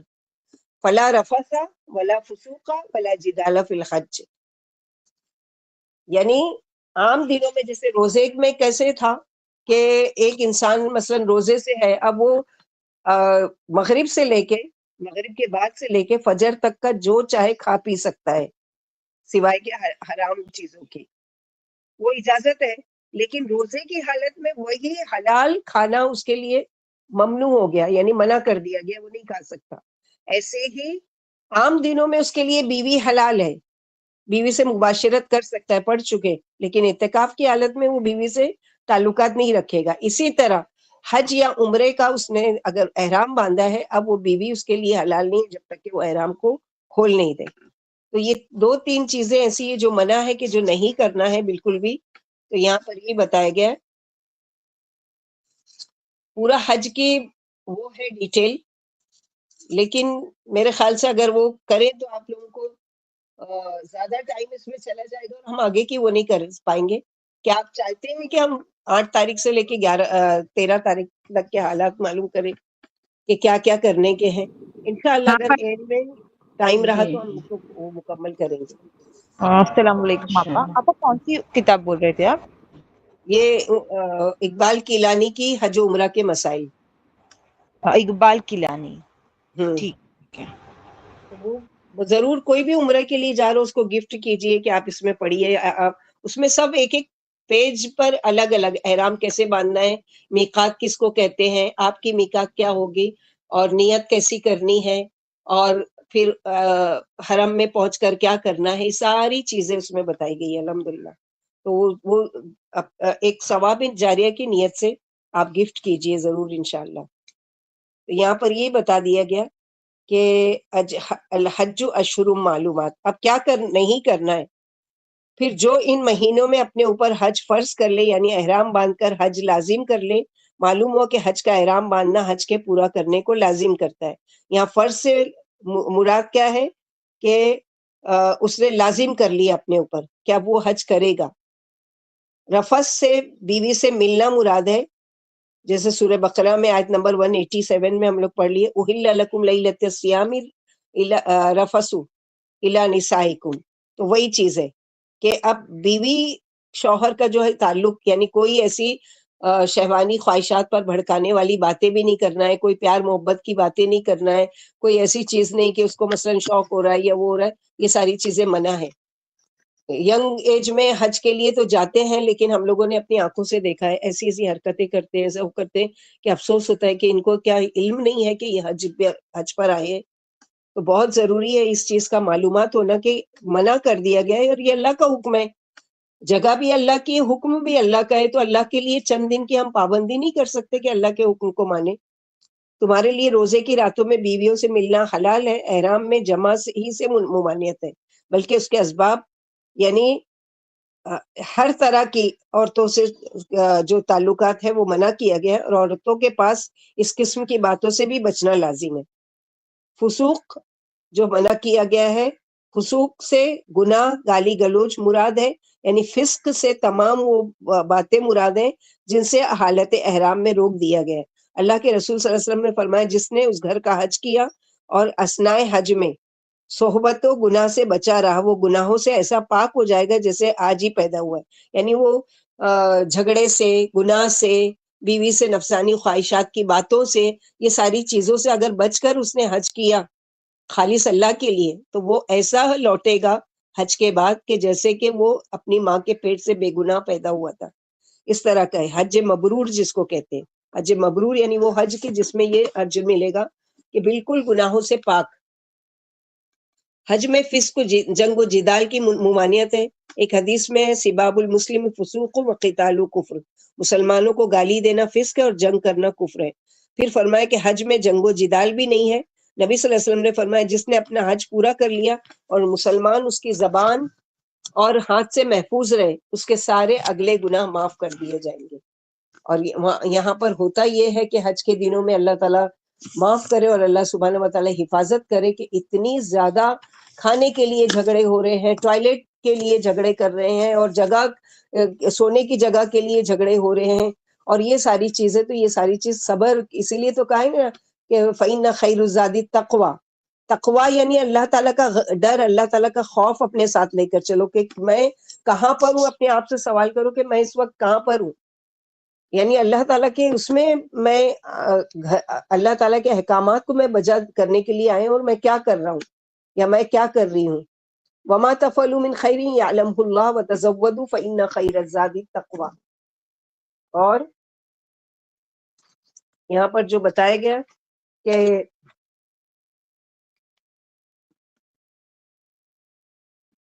اللہ تعالیٰ یعنی نبی صلی اللہ علیہ وسلم نے فرمایا کہ جس نے حج کیا پھر اس دوران نہ بے حیائی کی کوئی بات کی، نہ گناہ کا کوئی کام کیا، اور نہ وہ کیا ولا جدالہ جھگڑا اس طرح کے دوسرے پر حاوی ہونے کی کوشش کرنا۔ وما تفعلوا من خیرین، اور جو بھی تم کرو گے نیکی کے کام میں سے، نماز ان دنوں میں پڑھ رہے ہو، صدقہ کر رہے ہو، خیرات کر رہے ہو، ذکر اذکار کر رہے ہو، امر بالمعروف اور نہی عن المنکر کر رہے ہو، کیونکہ بہت سے لوگ ایسے ہوتے ہیں جو بغیر علم کے وہاں پر آ جاتے ہیں اور ان کو کچھ بھی نہیں پتا ہوتا ہے، وہ بس جو جیسا بول دے ویسا۔ تو ایسے میں اگر آپ کو علم صحیح ہے کہ یہاں پر مثلاً یہ کام کرنا ہے اور یہ نہیں کرنا ہے، تو آپ وہاں پر یہ کام بھی کر سکتے ہو کہ ان کی اصلاح کی بھی کوشش، مثلاً کوئی غلط طریقے سے نماز پڑھ رہا ہے، اگر آپ کو علم ہے نماز نبوی کا کہ آپ صلی اللہ علیہ وسلم کیسے نماز پڑھتے تھے، تو آپ ان کی اصلاح کر سکتے ہیں۔ دیکھو اللہ سبحانہ و تعالیٰ کے قابل قبول نماز وہی ہے جو اللہ کے رسول صلی اللہ علیہ وسلم سے ثابت ہے، لہٰذا نماز ایسی پڑھو جیسی آپ صلی اللہ علیہ وسلم نے حکم دیا کہ سلو کما رأیتمونی اصلی۔ تو کیونکہ احرام میں تمام عبادات اکٹھا ہو گئی ہیں، یعنی ان دنوں میں حج نہیں، یہ روزہ نہیں ہے، لیکن جو قربانی نہیں کر رہا ہے وہ روزہ بھی رکھ رہا ہے، پھر نماز بھی ہو رہا ہے، پھر اللہ کا ذکر بھی ہو رہا ہے، پھر دوسرے خیر کے کام ہو رہے ہیں، بہت سے ایسے ضعیف ہوتے ہیں ان کی کچھ مدد کر دینا، وہ کرنا، بہت سارے خیر کے کام کے موقع ملتے ہیں۔ تو یہ ساری نیت کرنا چاہیے کہ ایسی کوئی ضرورت پڑے، کیونکہ یہاں اللہ تعالیٰ کیا کریں، وما تفعلوا من خیر یعلمہ اللہ، جو بھی نیکی کا کام کرو گے، اول تو یہ نیت کرو کہ اللہ کے لیے، للہ ہی۔ دوسرا یہ کہ اللہ کو پتا ہے، لوگوں کو پتا چلے یا نہیں چلے، آ کے آپ حج کے بعد کس سے سنا رہے میں وہاں گئی تھی تو ایسا ہوا تھا ویسا ہوا تھا، نہیں، خیر کا کوئی اگر کسی کو عبرت کے لیے بتا رہے کہ اس کو شوق ہو کہ وہ بھی جائے تو اس طرح کا کام کرے، تو اوکے، کوئی وہ منع نہیں ہے، مثلا پھر وہ شوق دلانا ہے۔ لیکن صرف بڑائی مانگنے کے لیے اور وہ کرنے کے لیے تو پھر ایسا کرنا پھر اللہ تعالیٰ کو تو پتہ ہی ہے، یعلم اللہ. اور وَتَزَوَّدُوا فَإِنَّ خَيْرَ الزَّادِ التَّقْوَىٰ، اور زیادہ راہ لے لیا کرو، راستے کی ضرورت کا سامان، کھانے پینے کا، اپنے کپڑے، اپنی میڈیسنس وغیرہ ہے، جو بھی استعمال کی چیزیں وہ ساتھ میں لے لیا کرو. ابن عباس رضی اللہ عنہ کہتے ہیں یمن سے آنے والے اپنے ساتھ زیادہ راہ ساتھ نہیں لاتے تھے، سامان سفر، اور کہتے تھے کہ ہم اللہ پر توکل کر رہے ہیں. پھر مکہ پہنچ کر لوگوں سے مانگنا شروع کر دیتے تھے. اس موقع پر اللہ تعالیٰ نے یہ آیت اتاری کہ نہیں، تم یہ تقویٰ کی کوئی شکل نہیں ہے کہ تم خالی ہاتھ چلے اور آ کر کیا کہو کہ ہم تو بڑے تقویٰ والے ہیں اور ہم تو کسی سے یعنی کچھ بھی نہیں لے کر جائیں گے. یہ تقویٰ کے خلاف ہے، اور جا کر پھر وہاں لوگوں کے آگے ہاتھ پھیلاؤ یا بھیک مانگو. چونکہ سامان سفر کا بیان تھا اور سب سے اہم اور آخری سفر آخرت ہے، اس لیے ساتھ ہی ساتھ سفر آخرت کے توشے کا بھی بیان فرمایا کہ اللہ کا ڈر بہترین زیادہ سفر ہے. یعنی سفر کے سامان لے کر چلو اور بہترین سامان سوال سے بچنا ہے. ابن عباس فرماتے بعض لوگ حج کے لیے ننگے بھوکے نکل کھڑے ہوتے اور خیال کر لیتے کہ ہم اللہ کے مہمان ہیں، اللہ تعالیٰ ہم کو کھلائیں گے پلائیں گے، اللہ ہماری مہمان نوازی کریں گے. اللہ نے فرمایا کہ سامان سفر لے کر روانہ ہوا کرو تاکہ لوگوں کے سامنے ہاتھ پھیلانے سے بچ جاؤ. اور بہترین زیادہ راہ تو تقویٰ ہے، یعنی آخرت کے سفر کے لیے بھی کچھ نہ کچھ کیا زیادہ سے زیادہ وہاں کے لیے بچا کر رکھو. جیسے سورہ اعراف آیت نمبر 26 میں اللہ تعالیٰ نے فرمایا قد انزلنا علیکم لباسا یواری سوآتکم وریشا ولباس التقویٰ، ہم نے تمہارے لیے لباس اتارا جو تمہارا ستر چھپا لیتا ہے اور خوبصورتی کا بھی ذریعہ ہے، اور تقوی کا لباس سب سے بہتر ہے. یعنی ظاہری لباس کا ذکر فرما کر باطنی لباس کا جو خشوع خضوع اور اطاعت تقویٰ ہے ذکر فرمایا، اور خبر دی کہ اس ظاہری لباس سے یہ باطنی لباس بہت مفید، خیر و برکت والا ہے، اور زیادہ تقویٰ سے زیادہ آخرت مراد ہے. نبی صلی اللہ علیہ وسلم نے فرمایا جو دنیا میں توشہ جمع کرے وہ توشہ آخرت میں کام آئے گا. یعنی دنیا میں ہی تم وہاں کے لیے جمع کرنا شروع کرو. جیسے کہ ایک صحابی کے بارے میں آتا ہے نا کہ ان کے وہاں ایک مہمان آ کر ٹھہرا تو بہت سخت سردی کے دن تھے، تو آپ کے پاس اوڑھنے کے لیے کچھ نہیں ہے، یعنی اتنی ٹھنڈ پڑ رہی ہے، آپ خود بھی نہیں اوڑھے ہوئے اور مجھے بھی نہیں دے رہے ہو، تو آپ کے پاس نہیں ہے کیا؟ تو بولے ہے نا. ہے تو دیتے کیوں نہیں؟ تو بولے کہ وہ میں نے آگے دوسرے گھر کے لیے بھیج دیا. تو دوسرے گھر کے لیے بھیج دیا یعنی جہاں پر مجھے ہمیشہ جا کے رہنا ہے. تو بولنے کا مقصد یہ تھا کہ میں نے آخرت کے لیے صدقہ کر دیا، اپنا وہ کمبل ہے یا اپنی وہ چادر ہے یا جو بھی ہے، کہ مجھے وہاں پر زیادہ رہنا ہے، جہاں زیادہ رہنا ہے وہاں کے لیے مجھے زیادہ سامان کی ضرورت ہے. تو یہ تھے وہ تقویٰ والے کہ جو جن کا گول، جن کا مقصد وہ ہوتا تھا آخرت پر، کہ وہاں جا کے مجھے اس کا چاہیے، اس کا اجر مجھے اللہ سے چاہیے. تو یہاں پر بھی ہم کوئی بھی نیکی کا کام کریں، کوئی بھی خیر کا کام کریں، امید اللہ سے رکھیں، اللہ تعالیٰ مجھے آپ سے اجر چاہیے. جیسے انبیاء کے بارے میں قرآن میں آتا ہے لا اسألکم علیہ اجر ان اجریہ الا علی رب العالمین، ہمیں تم سے کوئی اجر نہیں چاہیے. اپنی قوم کو پیغام پہنچاتے تھے لیکن کہتے تھے کہ ہم تم سے کوئی لالچ میں نہیں تم تک دین پہنچا رہے ہیں، بلکہ ہم تو اللہ تعالیٰ سے اجر چاہتے. تو ہم کو بھی یہ کہ نیکی کسی کے ساتھ بھی کرے، اس کا مقصد یہ نہیں ہو کہ کوئی میری تعریف کر دے یا کوئی میرا شکریہ ادا کر دے یا کوئی میری مجھے دنیا کا کوئی فائدہ دے دے، مجھے کوئی گفٹ دے دے یا جو بھی دے دے، نہیں، اللہ کے لیے. فإن خیر الزاد التقویٰ واتقون یا اولی الالباب، کہ ارباب دانش مجھی سے ڈرو، یعنی میری پکڑ سے، میری سزا سے اور میرے عذاب سے ڈرتے رہو کہ میں اپنے دشمنوں اور نافرمانوں کو کس کس طرح عذاب میں مبتلا کر دیتا ہوں. اس لیے عقل سے کام لے کر میری مخالفت اور نافرمانی نہ کرو، اور میرے احکام پر بغیر کسی چوں چرا کے، یعنی بغیر حجت کے، یہ کیوں ہے، ایسا کیوں ہے، ویسا کیوں ہے، یہ ساری چیزیں نہیں. تو عقل والے ہی اس سے نصیحت حاصل کر سکتے ہیں. اور وہی لوگ جب تقویٰ کے ساتھ حج کی نیت کریں گے تو پھر وہ رفث سے بھی بچیں گے، فسوق سے بھی بچیں گے اور جدال سے بھی بچیں گے. اور اللہ کا ایسا خوف جو انسان کو گناہ سے روک دے، یعنی تقویٰ اختیار کرنا کیسا کہ ایسا تقویٰ، ایسا اللہ کا خوف آ جائے جو انسان کو گناہ کرنے سے روک دے، خواہ اس میں اس کو کتنا ہی دنیاوی نقصان کیوں نہ نظر آ رہا ہو، لیکن وہ کام وہ چھوڑ دے رہا ہے اس لیے کہ میرے رب کو یہ چیز پسند نہیں ہے. تو یہاں اسی کے لیے فرمایا. پھر آگے بتایا گیا کہ جیسے کہ لوگوں کو یہ ہوتا تھا لیس علیکم جناح ان تبتغوا فضلا من ربکم فاذا افضتم من عرفات فاذکروا اللہ عند المشعر الحرام واذکروه کما ہداکم وان کنتم من قبلہ لمن الضالین. تم پر کوئی گناہ نہیں ہے ان تبتغوا کہ تم تلاش کرو اپنے رب کا فضل تلاش کرو، یعنی زیادہ راہ بھی لے جا سکتے ہو، اور اگر راستے میں کوئی کام کاج مزدوری اور تجارت بھی کرنا پڑے تو وہ بھی کر سکتے ہو، تم پر کوئی گناہ نہیں ہے. چونکہ عربوں نے حج کو تجارت کا ذریعہ بنا لیا تھا، اور اسلام نے حج کو تقویٰ سے جوڑ دیا کہ اللہ سے ڈرتے ہوئے عبادت بھی کرو، ضرورت پڑے تو تجارت بھی کر سکتے ہو. اسلام انسانی ضروریات کا بھی خیال رکھتا ہے.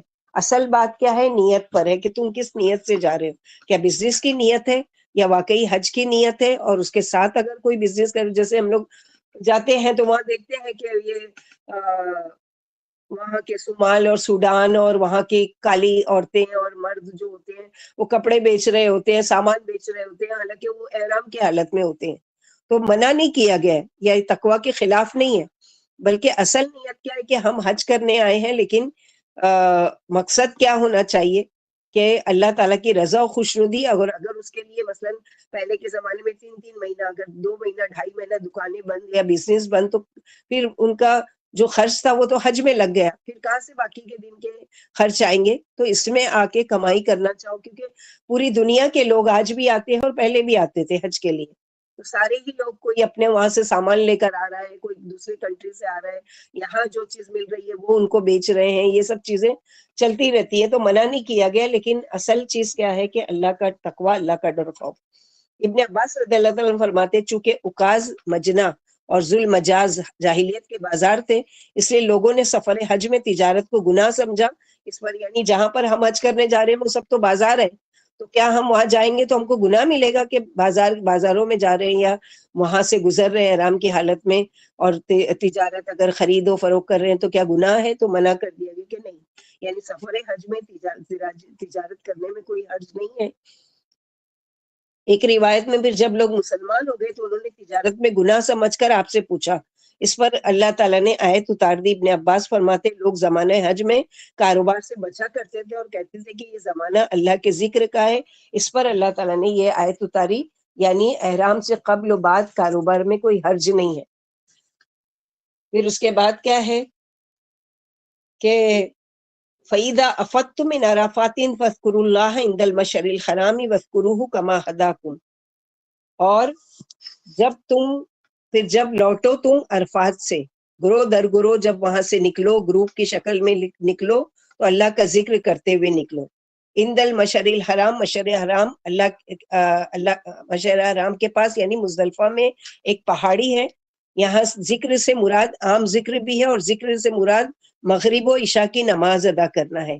ابھی ہم دیکھیں گے پوری 8 تاریخ سے لے کے 13 تاریخ تک اس میں کون سے کام کب کرنے ہیں، اس میں آئے گا یہ.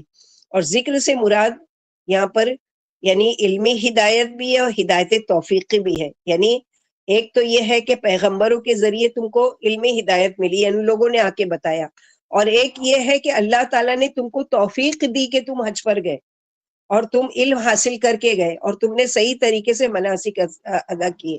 وَاذْكُرُوهُ كَمَا هَدَاكُمْ، اور ذکر بھی ویسا ہی کرو جیسا اللہ نے تم کو بتایا، اور جب کرنے کا حکم دیا تب ہی، اور طریقہ بھی اللہ تعالیٰ کا بتایا ہوا کرو.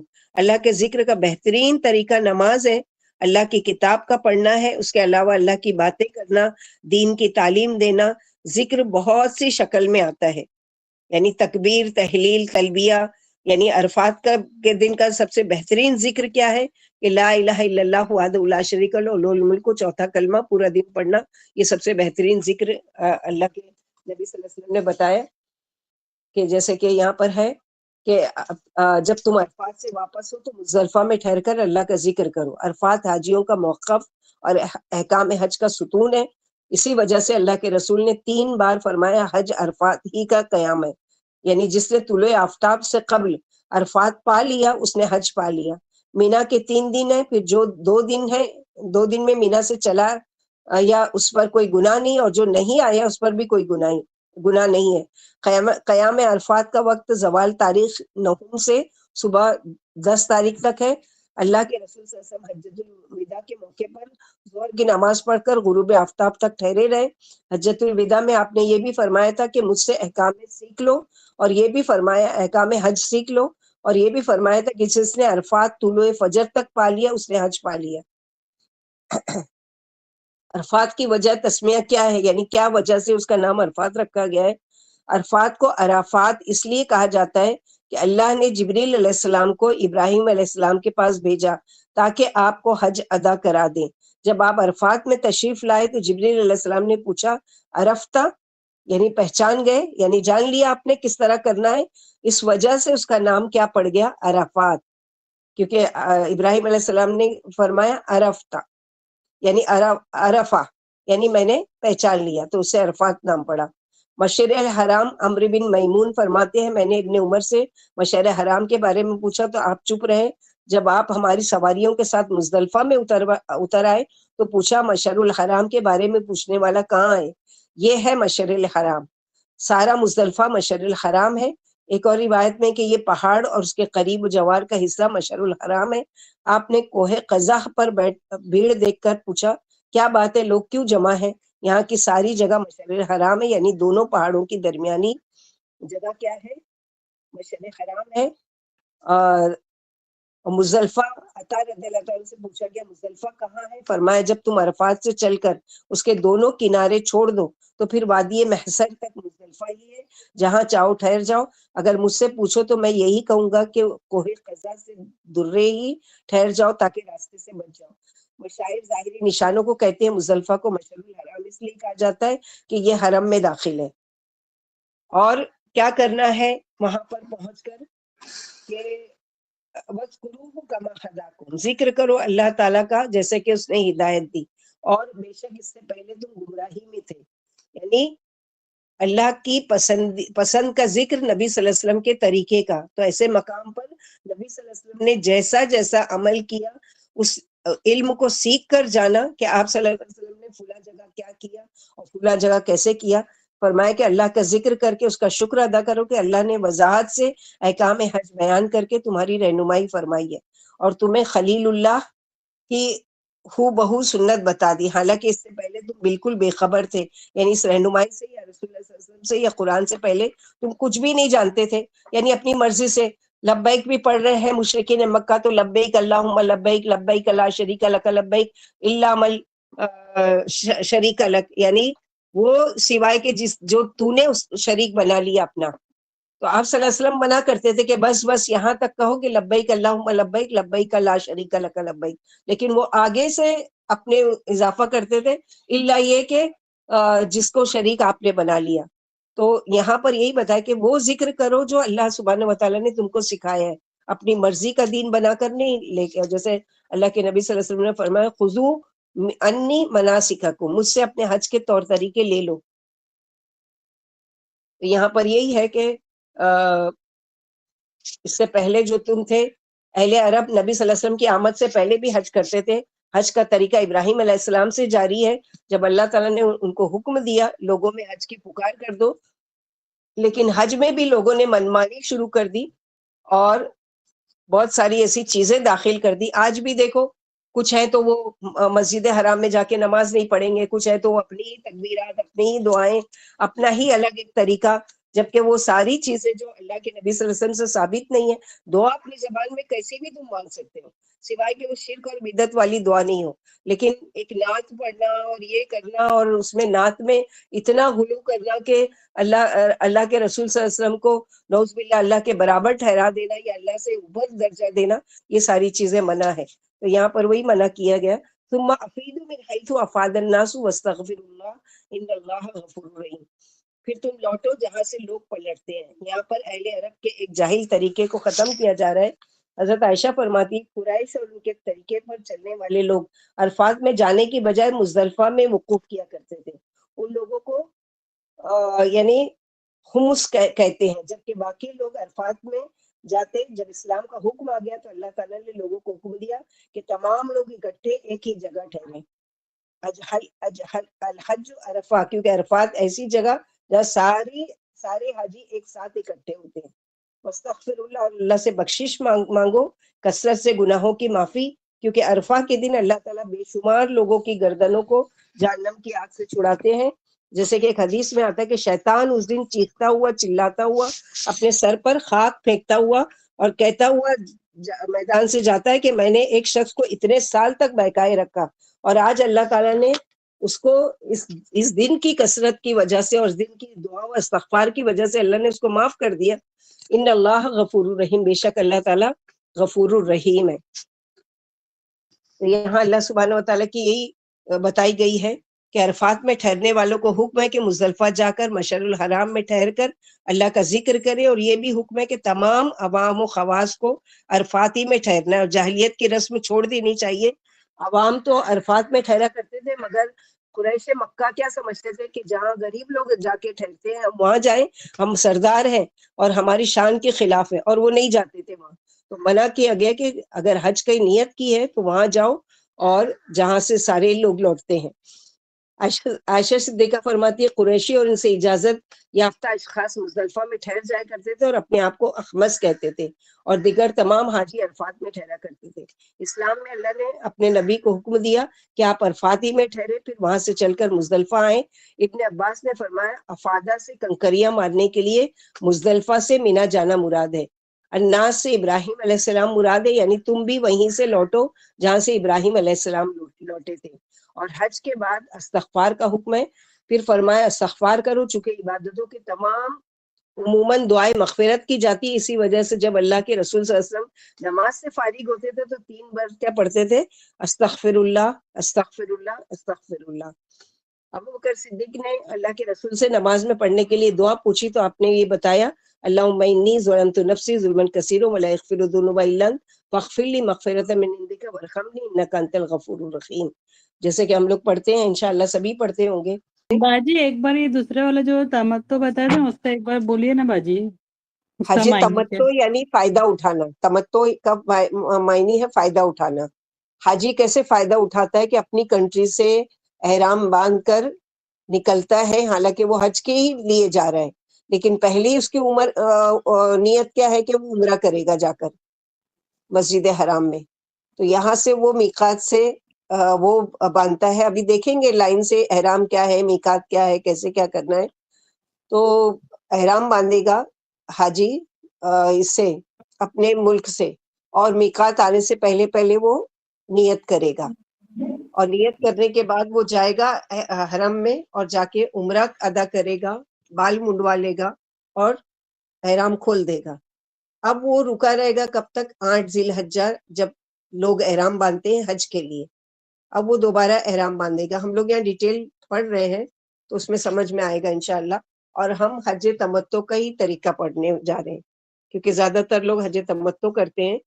تو حج تمتع کا طریقہ دیکھتے ہیں کہ نمبر 1 کیا ہے؟ میقات، یعنی وہ باؤنڈری جہاں سے حج کا سفر شروع ہو جاتا ہے، جس کے بعد حرم کا حصہ اور اس سے پہلے یعنی ہل کہلاتا ہے. ہل یعنی وہ حصہ جہاں پر ابھی میقات نہیں چالو ہوئی ہے. جیسے سعودی ایئرلائنس وغیرہ میں اگر آپ جاتے ہیں تو وہاں پر اناؤنس کرتے ہیں کہ آپ کی کنٹری سے اب ہم میقات سے گزرنے والے ہیں. 10 منٹ 15 منٹ پہلے اناؤنس کرتے کہ اب ہم میقات سے گزرنے والے ہیں. لہٰذا جن لوگوں نے نیت نہیں کی ہے وہ اپنی نیت ابھی سے کر لیں. اگر حاجی میقات کے اوپر سے بغیر نیت کے گزر جاتا ہے تو اب اس کو کیا کرنا پڑے گا؟ دم دینا پڑے گا، یعنی ایک جانور قربان کرنا پڑے گا، کیونکہ میقات سے پہلے اس کو نیت کرنا ضروری تھا. اور نیت میں کیا ہے کہ احرام پہننا اور لبیک اللہم لبیک لبیک لا شریک لک لبیک کہنا. مرد زور سے کہیں گے، عورتیں آہستہ سے. میقات سے عمرہ کا احرام باندھ کر مکہ مکرمہ آنا اور عمرہ ادا کرنے کے بعد احرام اتار دینا، یہ حج تمتع والے کے لیے. اب 8 ذی الحجہ جس کو کیا کہتے ہیں، اگر آپ لوگ لکھیں گے تو آپ کو یاد ہوئے گا، کہیں پر پڑھیں گے تو 8 ذی الحجہ کو یوم ترویہ کہتے ہیں. 8 ذی الحجہ کے دن کو کیا کہتے ہیں؟ یوم ترویہ. اور یوم ترویہ کے دن دوبارہ وہ احرام باندھے گا حج کے لیے. اس سے پہلے جب وہ احرام باندھ کے نکلا تھا تو عمرے کے لیے اب وہ حج کا احرام باندھ رہا ہے. احرام باندھنے یعنی باندھتے ہی کیا کہے گا وہ؟ احرام باندھنے کے بعد حج کی نیت کرنا ہے. لبیک الحجہ، لبیک حجہ یعنی اللہم لبیک حجہ، یعنی اے اللہ میں نے حج کے لیے آپ کے لیے حج کی نیت کی ہے. اس کے بعد احرام باندھنے سے پہلے غسل کرنا، جسم پر خوشبو لگانا مردوں کے لیے، کیونکہ احرام باندھنے کے بعد خوشبو لگانا نہیں ہے، تو جسم پر خوشبو لگانا ہے، اس کو احرام پر خوشبو نہیں لگانا ہے. اور کس کو لگانا ہے؟ مردوں کو. کہ آپ صلی اللہ علیہ وسلم نے ایسے ہی کیا، غسل کیا، غسل کرنے کے بعد بدن پر خوشبو لگائی، خوشبو لگانے کے بعد آپ صلی اللہ علیہ وسلم نے احرام پہنا. پھر پانچویں چیز، اگر کوئی مریض ہے یا کسی کو یعنی ڈاؤٹ ہے کہ میں حج کے ارکان نہیں پورے کر سکوں گا اور مجھے احرام کھولنا پڑ جائے گا، تو وہ ساتھ ہی نیت کر لے اللہم مخلی حیث حبستنی، اللہ تعالیٰ جہاں کہیں بھی، اللہ میرے احرام کھولنے کی جگہ وہی ہے جہاں مجھے روک لیا جائے. یعنی میں کسی وجہ سے اگر رک گیا تو میری اس کی وجہ سے، بعض لوگ پیشنٹ ہوتے ہیں، مریض ہوتے ہیں، ان کو ڈاؤٹ ہوتا ہے یا کوئی اور وجہ ہوتی ہے، جیسے کہ ڈر ہے کہ کہیں شاید ویزا ایکسپائر تو نہیں ہو گیا یا پاسپورٹ ایکسپائر. حالانکہ یہ چیزیں بہت کم ہوتی ہے، لیکن ان کیس اگر ایسا کوئی کیس ہو جائے تو اس کے لیے ساتھ ہی نیت کیا کر لینا چاہیے؟ اللہم مخیلی حیث حبستنی، اللہ میرے احرام کھولنے کی جگہ وہی ہوگی جہاں پر یعنی مجھے روک دیا جائے. تو اس کی وجہ سے ہوگا یہ کہ اگر ان کیس اس کو ارکان پورے کرنے نہیں مل رہے ہیں تو پھر اس پر دم واجب نہیں ہوگا، کیونکہ نیت کے ساتھ اس نے یہ نیت کر لی تھی. ممکن ہو تو نماز ظہر ادا کرنے کے بعد احرام باندھنا چاہیے، کیونکہ نبی صلی اللہ علیہ وسلم نے ایسا ہی کیا. اور جو ہم لوگ بولتے کہ احرام پہن کے پھر 2 رکعت نماز پڑھنا، وہ نہیں ہے، بلکہ آپ صلی اللہ علیہ وسلم نے کوئی بھی فرض نماز کے بعد احرام پہننا یہ سنت ہے. اور آپ صلی اللہ علیہ وسلم نے ظہر کی نماز کے بعد احرام باندھا. احرام باندھنے کے بعد بلند آواز سے تلبیہ پڑھنا ہے. تلبیہ کس کو کہتے ہیں؟ لبیک اللہم لبیک لبیک لا شریک لک لبیک ان الحمد والنعمت لک والملک لا شریک لک. اور ایک بار یہ الفاظ ادا کرنا ہے، اللہم ہذہ حجۃ لا ریاء فیہا ولا سمعہ، یعنی اے اللہ میرے اس حج سے نہ دکھاوا مقصود ہو، نہ شہرت مطلوب ہو، اور اس طرح نیت کیا ہوگی؟ محفوظ ہو جائے گی. یعنی یہ نیت ہم نے کی کہ اللہ میں کسی کو دکھانے کے لیے یہ احرام نہیں باندھ رہا ہوں، نہ ہی کسی کو سنانا چاہتا ہوں کہ لوگ مجھے حاجی کہیں، بلکہ نیت کیا خالص ہے کہ اللہ آپ کے لیے میں حج کر رہا ہوں. 8 ذی الحجہ کو احرام باندھنے کے بعد یہ تلبیہ شروع کر دیں گے، یعنی اب پڑھنا شروع کریں گے. حج تک کا کب تک کا کرنا ہے وہ دیکھیں گے. ظہر سے قبل مینا پہنچنا ہے. اب یہ تلبیہ پڑھ رہا ہے، اور 8 ذی الحجہ کو ظہر سے قبل مینا پہنچنا ہے، اور وہاں ظہر، عصر، مغرب، عشاء اور فجر کی 5 نمازیں ادا کرنا ہے. یاد رہے کہ 8 تاریخ ذی الحجہ کی کب سے شروع ہو رہی ہے؟ جس دن میں 7 تاریخ تھی. ٹھیک ہے، 7 تاریخ عربی کی جس دن تھی، اس کی رات میں وہ احرام باندھ کر جا کر عمرہ کر کے اب وہاں سے کیا کرے گا؟ وہ مینا جائے گا. مینا پہنچ کر رات کو ہی پہنچ جائے یا صبح پہنچ جائے فجر کے بعد، اور وہاں ظہر سے پہلے مینا پہنچنا ہے. اب وہاں پہنچنے کے بعد ظہر، عصر، مغرب، عشاء اور دوسرے دن کی فجر کی یہ 5 نمازیں اس کو مینا میں ادا کرنا ہے 8 ذی الحجہ کو. قصر کر کے مردوں کے لیے باجماعت، اگر ممکن ہو تو عورتیں بھی باجماعت ادا کر سکتی ہیں. جیسے عورتوں کی اگر جماعت بن رہی ہے یا مرد جماعت کر رہے ہیں، عورتیں پیچھے کھڑے ہو کے پڑھ رہی ہیں تو پڑھنا چاہیے. اور قصر کی جائے گی، مثلا ظہر اور عصر کو ملا کے پڑھا جائے گا اور مغرب اور عشاء کو ملا کر پڑھا جائے گا. قصر کیا جائے گا، یعنی ظہر کی بھی 2 رکعت اور عصر کی بھی 2 رکعت، مغرب کی 3 رکعت اور عشاء کی 2 رکعت. اس طرح سے یعنی جمع کر کے اور قصر کر کے. مینا میں 5 نمازیں پڑھنا مسنون ہے. اب تاریخ کون سی آ گئی؟ 9 ذی الحجہ. 9 ذی الحجہ کی فجر کی نماز کے بعد، طلوع آفتاب کے بعد تکبیر، تحلیل اور تلبیہ کہتے ہوئے مینا سے اب عرفات کی طرف روانہ ہونا ہے. یوم العرفہ جس کو کہتے ہیں. 8 ذی الحجہ کو کیا کہتے ہیں؟ تربیہ. یوم ترویہ. یوم یعنی تلبیہ جس دن اس نے نیت کی، جس دن اس نے نیت کی، جس دن لبیک شروع کی، وہ یوم ترویہ ہے۔ اب 9 ذی الحجہ یوم العرفہ، یعنی عرفات کے میدان میں جانا ہے۔ عرفات کے دن روزہ نہیں رکھنا ہے، حاجیوں کے لیے منع ہے روزہ رکھنا۔ باقی کے لوگ جو کہیں بھی ہیں، چاہے وہ سعودی میں ہی ہے لیکن وہ اگر حج کی نیت نہیں کر رہے ہیں تو وہ بھی 9 ذی الحجہ کا روزہ رکھیں گے اور اپنی کنٹری میں اپنی تاریخ کے مطابق روزہ رکھیں گے۔ تو عرفات میں داخل ہوتے ہوئے وادی نمرہ میں قیام کرنا ہے، یعنی وادی نمرہ وہ جو عرفات کی پوری زمین جو ہے وہ عرفات کا میدان ہے، اور وہاں کی مسجد کا نام ہے مسجد نمرہ۔ تو اگر جگہ ملتی ہے جو کہ بہت مشکل سے ہوتی ہے، یعنی جو فجر کے فوراً بعد نکل جاتے ہیں تو کوشش کرتے ہیں ان کو مل جاتی ہے جگہ مسجد میں، نہیں ملی تو پورے عرفات کے میدان میں جہاں جگہ ملے وہاں پر اس کو قیام کرنا ہے، وہاں پر رکنا ہے۔ خیمہ ہوتا ہے، خیمہ لگا ہوا ہوتا ہے۔ اب عرفات کے دن میں کام کیا کرنا ہے؟ ظہر کے وقت عرفات میں امام کا خطبہ سننا ہے، اس کے بعد ظہر اور عصر کی نماز ایک ساتھ ہوگی، ایک اذان اور 2 اقامت کے ساتھ باجماعت ادا کرنا ہے نماز مسجد نمرہ میں، یا اس کے علاوہ آس پاس ہے۔ بعض جگہ ہے کہ دور دور تک آواز نہیں آ رہی ہے مسجد کی، تو اب خیمے میں لوگ کیا کرتے ہیں، اپنی اپنی کسی ایک کو امام بنا لیتے ہیں اور اپنی اپنی نمازیں پڑھ لیتے ہیں۔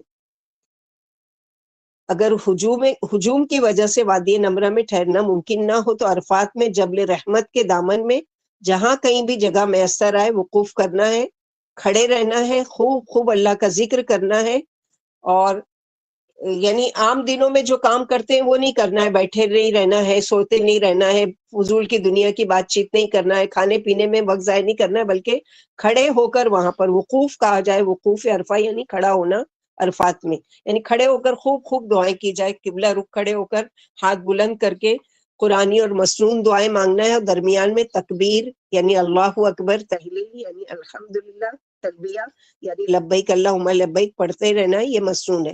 اور اس دن کا سب سے افضل ذکر جو ہے وہ ہے لا الہ الا اللہ، چوتھا کلمہ پڑھنا۔ اور وہ دن اتنا یعنی پورے سال کا ایسا مبارک دن ہے کہ سب سے زیادہ اللہ تعالیٰ لوگوں کی گردنوں کو جہنم سے آزاد کرتے ہیں، لہٰذا اس دن پورا دن مسنون طریقہ کیا ہے کہ اللہ کے ذکر میں اپنی زبان کو تر رکھنا۔ اب پورا دن گزار لیے، ظہر پڑھ لیے، عصر پڑھ لیے، خوب دعائیں کرنا ہے، مغرب سے پہلے تک کا وقت ہے آپ کے پاس، اور اب وہیں پر رہتے ہوئے سورج غروب ہو گیا۔ اب گھر میں ہم ہوتے ہیں یا مسجد میں ہوتے تو جیسے ہی سورج غروب ہوا مغرب کی اذان ہوتی ہے اور ہم کیا کرتے ہیں، نماز کے لیے کھڑے ہو جاتے ہیں مغرب کے، لیکن اس دن وہاں پر منع ہے کہ سورج غروب ہو گیا فوراً عرفات کا میدان چھوڑ دینا ہے، مغرب کی اذان ہو رہی ہے مگر وہاں رک کر مغرب کی نماز نہیں پڑھنا ہے۔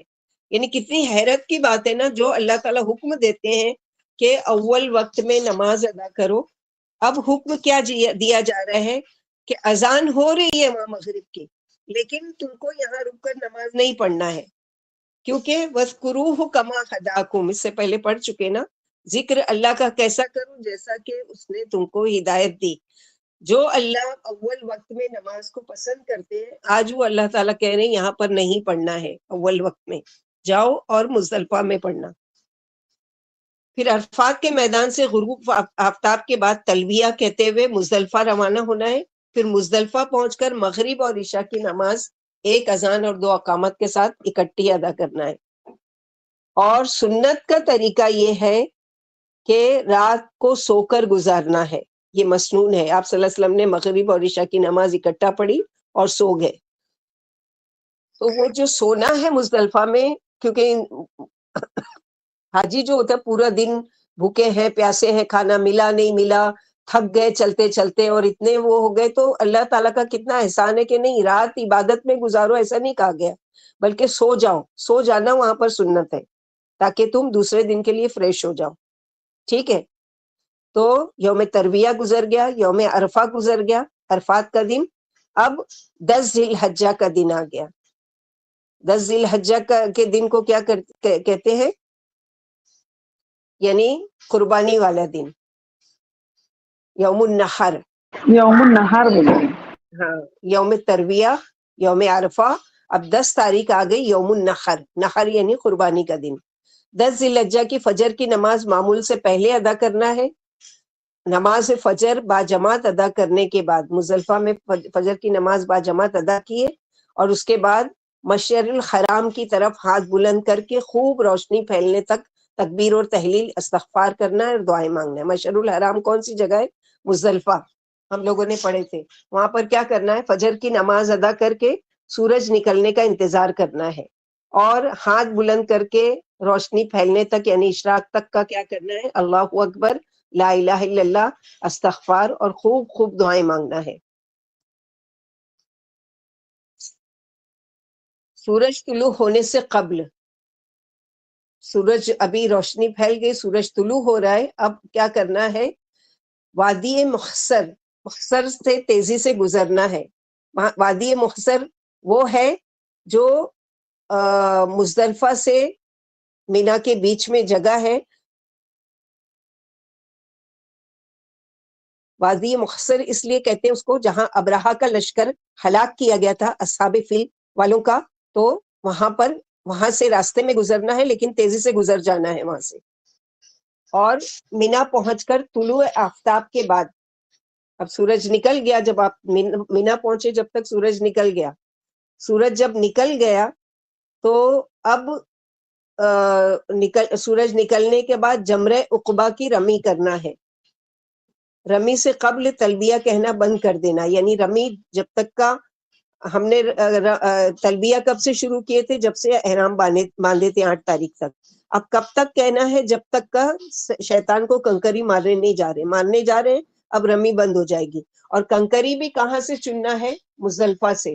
رات کو ہی حاجی لوگ وہاں پہنچتے ہیں اور اپنے 3 دن کی جو ساتھ یہ ہوتی ہے کنکریاں ہوتی ہیں اس کو جمع کر لیتے ہیں، ٹھیک ہے۔ پھر یہ کام کرنا ہے۔ پھر جمرہ عقبہ کی رمی کے بعد قربانی کرنا ہے، اس میں سے کچھ پکا کر کھانا بھی سنت ہے کہ آپ صلی اللہ علیہ وسلم نے اس دن حجۃ الوداع میں 100 اونٹ کی قربانی کی، 70 خود آپ نے ذبح کیا اور 30 علی رضی اللہ تعالیٰ عنہ کہا ذبح کرنے کے لیے، اور اس میں سے گوشت بھی منگوایا اور پکا کر کھائے بھی، اگر ممکن ہے تو ٹھیک ہے، نہیں تو کوئی وہ نہیں ہے۔ پھر قربانی کے بعد حلق یا تقصیر کروانا ہے۔ جمرہ عقبہ کو کنکری مار لیے، اس کے بعد قربانی کیے، قربانی کے بعد کیا کرنا ہے؟ اب بال منڈوانا ہے یا تقصیر کروانا ہے، اور احرام کھول کر عام لباس پہننا ہے غسل کر کے، جس کو یوم النحر کہا جاتا ہے، یہ اس دن کا کام ہے۔ رمی عقبہ یعنی جمرہ عقبہ کو رمی کرنا یعنی شیطان کو کنکری مارنا ہے، قربانی کرنا ہے، اور حلق کرنا ہے یعنی بال منڈوا لینا ہے، یا تقصیر کرنا ہے یعنی شارٹ کرواتے ہیں، بعض لوگ بال پورا نہیں نکالتے، شارٹ کرتے، جبکہ حلق کرانا سنت ہے کہ آپ صلی اللہ علیہ وسلم نے کیا، اور 3 دفعہ اس کے لیے یعنی دعا کی، 3 گنا زیادہ اس کو ثواب ہے بنسبت اس کے جو تقصیر کرتا ہے یعنی صرف شارٹ کر لیتے ہیں۔ کہ ایک طرح کی نشانی ہے نا کہ جب تم کو بال سے اتنی محبت ہے کہ وہ اللہ کے لیے نہیں قربان کر سکتے، تو تم اور کیا اپنی جان دو گے یا کوئی اور چیز کیا دو گے؟ تو یہ بہتر ہے یہ اور پسند ہے، اسی لیے اللہ کے نبی صلی اللہ علیہ وسلم نے 1 مرتبہ تقصیر کرنے والے کے لیے دعا کی اور 3 مرتبہ حلق کرنے والی جو پورا بال منڈوا دیتا ہے، اور غسل کر کے اب احرام کی پابندی ختم، لیکن ابھی بھی کچھ باقی ہے۔ اس کے بغیر وہ بیوی شوہر اگر ساتھ میں ہے لیکن وہ اس سے تعلق نہیں ہوگا جب تک کہ کیا کرے؟ مینا سے مکہ جا کر طواف افادہ کرنا ہے، طواف افادہ کرنا ہے اور زمزم پینا ہے، اور اس کا کچھ حصہ سر پر ڈالنا ہے، یہ آپ صلی اللہ علیہ وسلم کی سنت ہے۔ پھر صفا اور مروہ کی سعی کرنا ہے، اور واپس مکہ سے مینا آ جانا ہے، چاہے کہ رات گزر جائے یا جتنی بھی رات ہو جائے، یعنی یہ رش ہوتا ہے ایک ساتھ سب حاجی لوگ جاتے ہیں مکے میں تو بہت رش ہوتا ہے، اس کی وجہ سے بہت مشکل ہوتی ہے طواف کرنے میں اور سعی کرنے میں، لیکن اس دن سعی اور طواف کرنے کے بعد واپس کہاں آنا ہے؟ مینا آنا ہے، چاہے کہ کتنی بھی رات ہو جائے یا صبح ہو رہی ہے یا جو بھی ہے، واپس آنا ہے۔ اب یہ جب آیا تو تاریخ کتنی ہو گئی؟ 11 تاریخ، یعنی 11 12 13 ایام تشریق شرق، جیسے اشراق بولتے ہیں نا ویسے تشریق، یعنی 11 12 13 ذی الحجہ کے ایام تشریق، کیونکہ 3 دن اس لیے ایام، باقی سب دنوں کو یوم الترویہ، یوم العرفہ، یوم النحر اور اب آ گئی 11 12 13 کیا آ گئی یوم ایام تشریق 11 12 اور 13 ذی الحجہ. زوال آفتاب کے بعد تینوں شیطانوں کو کنکریاں مارنا ہے، اولا وسطی اور عقبہ. پھر جمرہ اولا وسطی کے رمی کے بعد قبلہ رخ کھڑے ہو کر خوب دعائیں مانگنا ہے، لیکن جمرہ عقبہ کی رمی کے بعد دعا مانگے بغیر واپس لوٹنا ہے، جیسا کہ اللہ کے نبی صلی اللہ علیہ وسلم نے بتایا کہ سیکھ لو مجھ سے مناسک الحج، یعنی حج کے طریقے. آپ صلی اللہ علیہ وسلم نے ایسا ہی کیا تھا.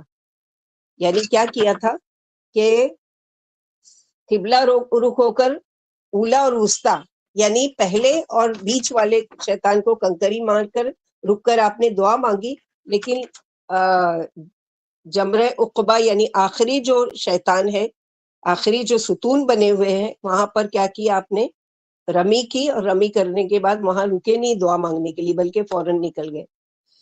قیام مینا کے دن میں اگر ممکن ہو تو روز مکہ آ کر طواف کر سکتے ہیں، یعنی ممکن ہے کیا کریں گے پورا دن وہاں بیٹھ کے، تو اس کے بجائے مکہ قریب ہے جا کر طواف کر سکتے ہیں. پھر مینا میں مسجد خیف ہے، عرفات میں مسجد نمورہ ہے، مینا میں مسجد خیف ہے.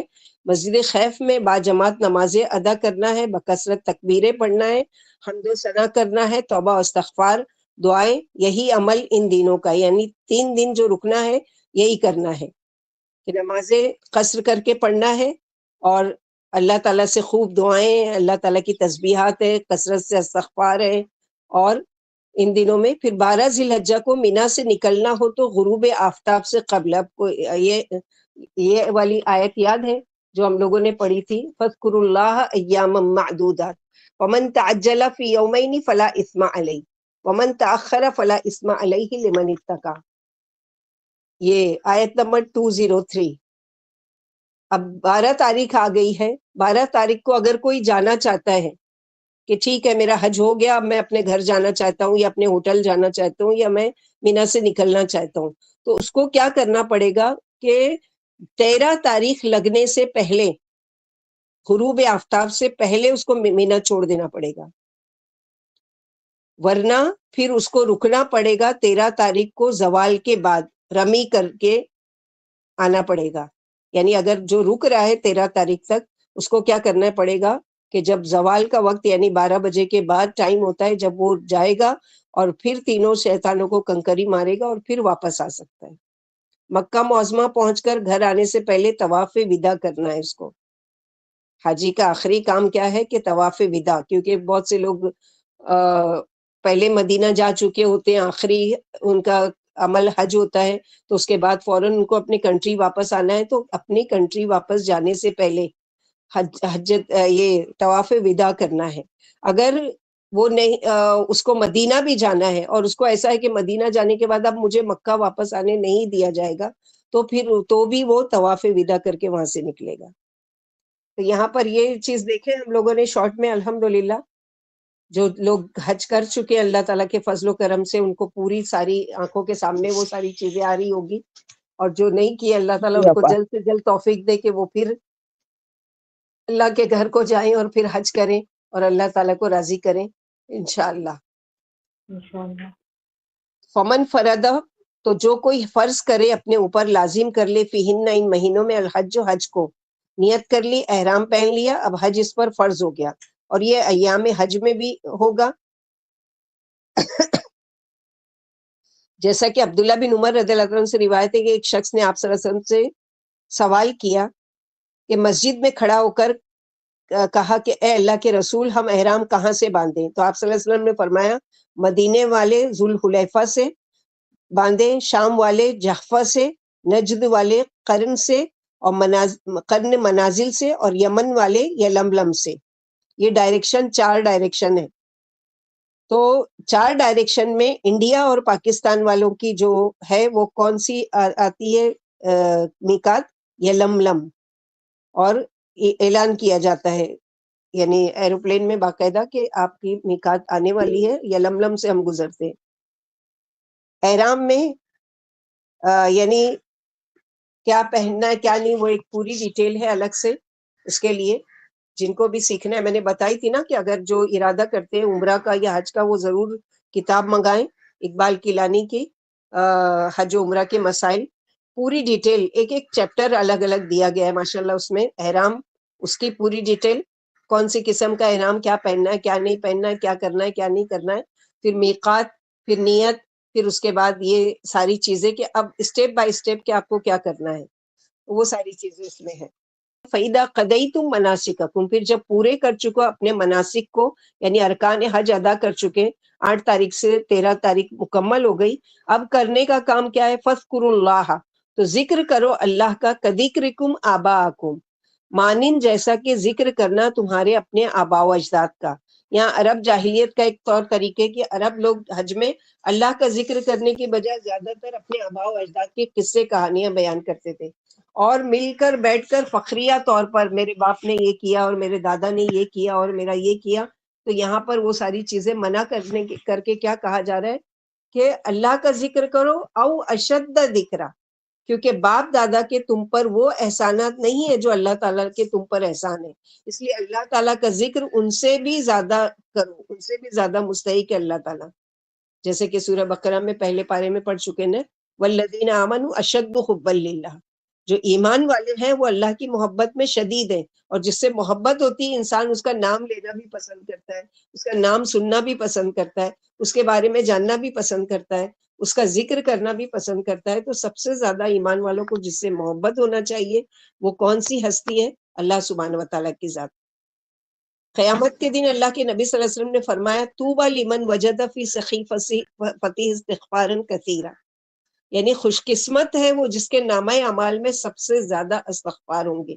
تو عام دنوں میں بھی خوب استغفار کرنا ہے، اور خاص عرفہ کے دن میں کہ اس دن جب اللہ تعالیٰ گردن چھڑانے کا ارادہ کریں تو ہماری زبان پر کیا جاری ہو؟ استغفر اللہ، یعنی ہم بخشش مانگ رہے ہیں اللہ سے معافی مانگ رہے ہیں. تو یہاں پر یہی اللہ سبحانہ وتعالیٰ یہاں فرما رہے ہیں وَمِنْهُمْ مَنْ يَقُولُ رَبَّنَا آتِنَا فِي الدُّنْيَا حَسَنَةً وَفِي الْآخِرَةِ حَسَنَةً وَقِنَا عَذَابَ النَّارِ. اور لوگوں میں سے کچھ لوگ ایسے بھی ہیں جو کہتے ہیں ربنا آتینا فی الدنیا، اے ہمارے رب ہمیں دنیا میں ہی سب کچھ دے دیجئے. خوب دنیا کی دعائیں مانگتے رہتے ہیں، وہاں جا کر بھی دنیا کے بارے میں سوچتے ہیں، مال کے بارے میں دعائیں ہیں، اولاد کے بارے میں دعائیں ہیں، دنیا دنیا دنیا.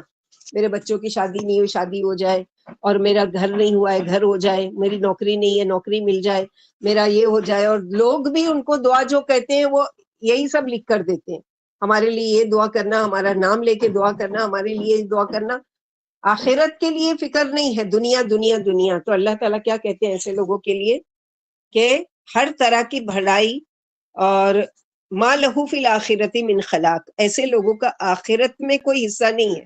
ہر طرح کی بھلائی کا بڑا حصہ جو انسان اپنے اخلاق سے حاصل کرتا ہے وہ کیا ہے کہ آخرت بھی مانگے اور دنیا بھی مانگے. جیسے کہ اللہ تعالیٰ نے یہاں تعریف کی ہے، تو یعنی حج سے فارغ ہو کر خوب ذکر اللہ کرو، جیسے جاہلیت میں باپ دادا کا ذکر کیا کرتے تھے، یا جیسے اولاد ماں باپ کو یاد کرتی رہتی ہے، اسی طرح اللہ کو یاد کرتے رہو. پھر کثرت ذکر اللہ کے بعد دعائیں مانگنے کی ترغیب دی گئی، کیونکہ حج قبولیت کا عمل ہے.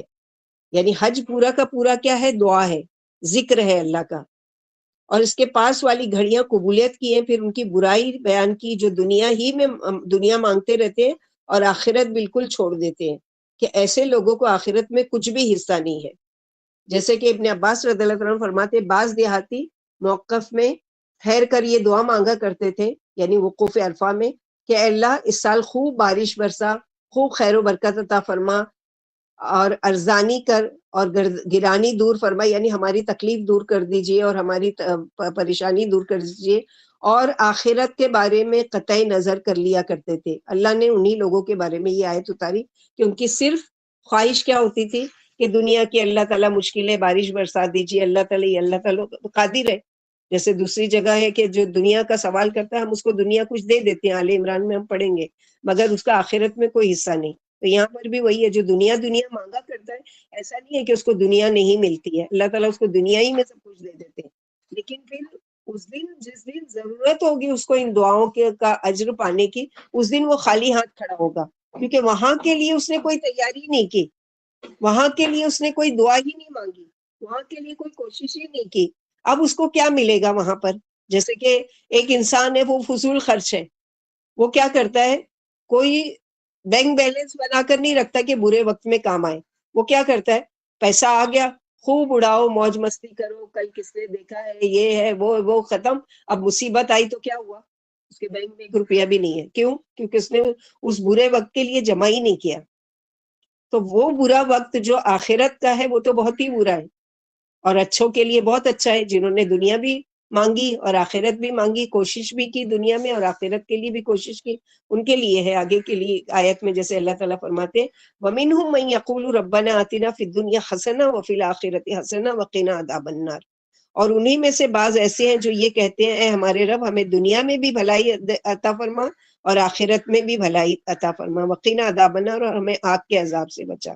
یعنی جس کو غم لاحق ہوگا وہی چیز دل سے مانگے گا، جس کو جس چیز کا غم لگ جائے گا.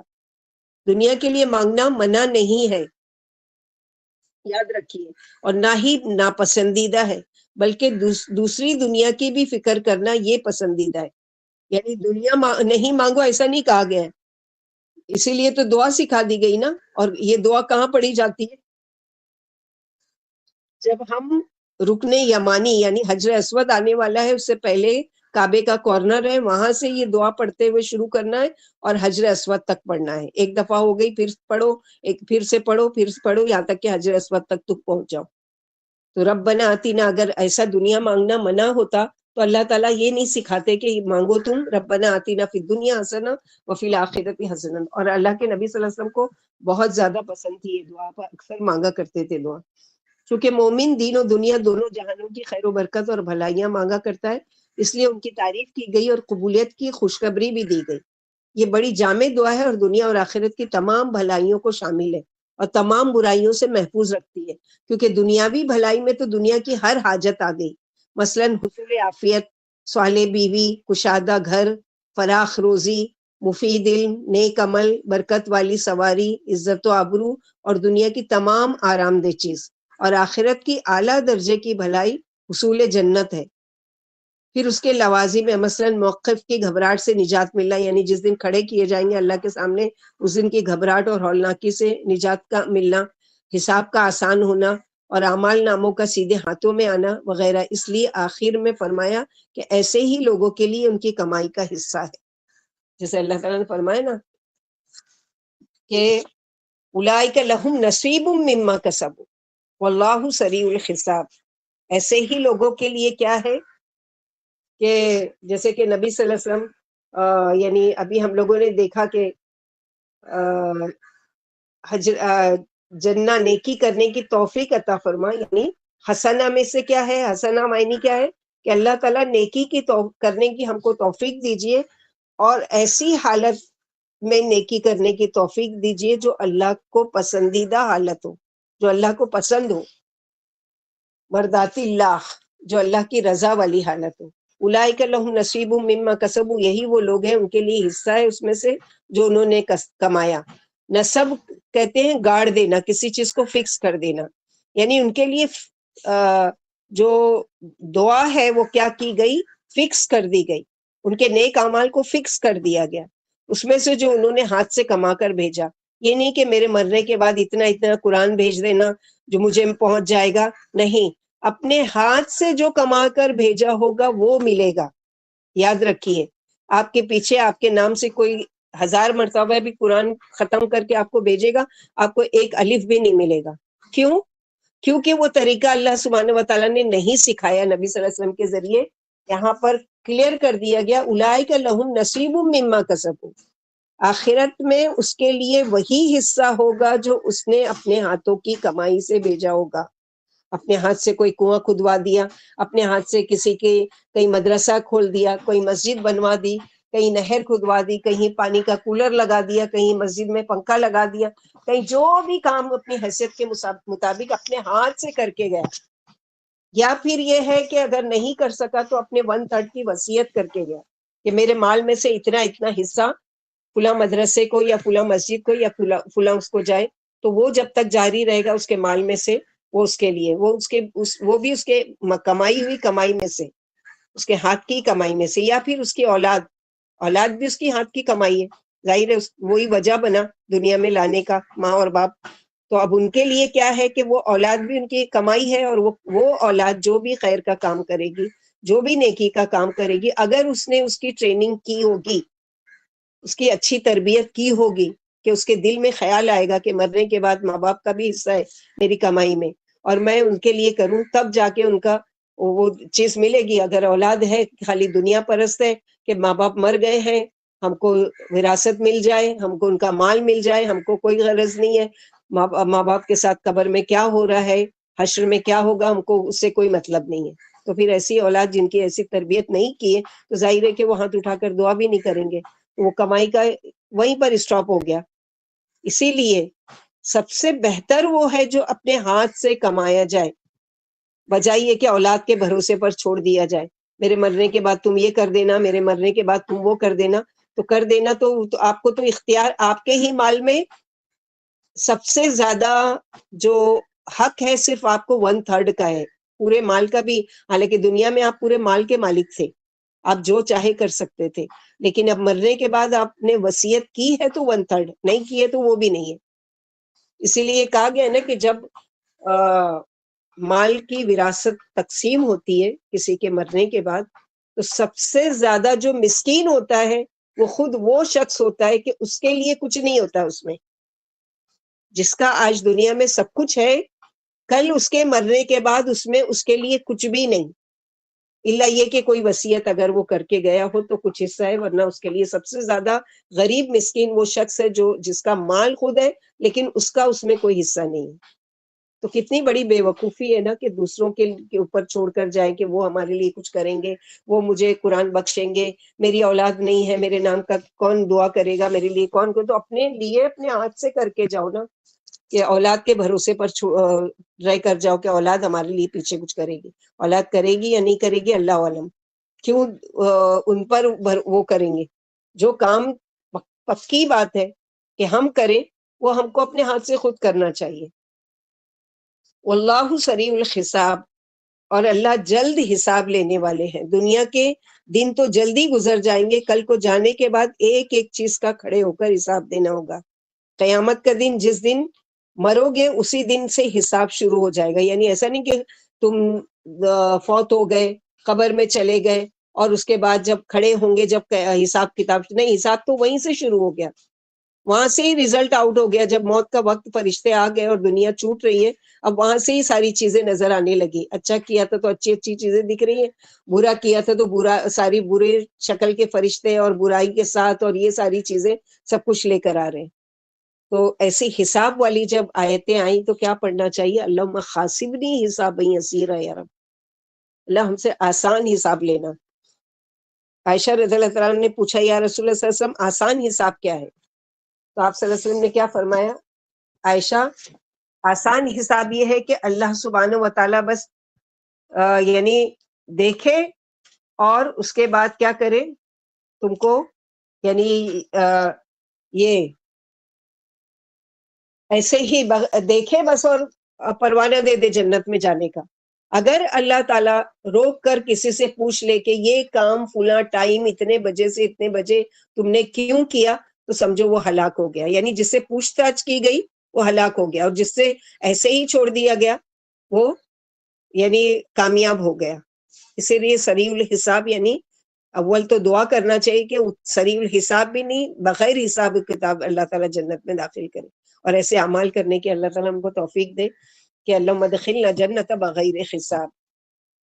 پھر آگے اللہ تعالیٰ فرماتے وَاذْكُرُوا اللَّهَ فِي أَيَّامٍ مَّعْدُودَاتٍ، اور ذکر کرو اللہ کا گنے چنے دنوں میں، روزوں کے لیے بھی ایام معدودات یعنی گنتی کے 30 دن یا 29 دن ہے، اور حج کے بھی گنتی کے چند دن ہے، 8 تاریخ سے لے کے 13 تاریخ تک۔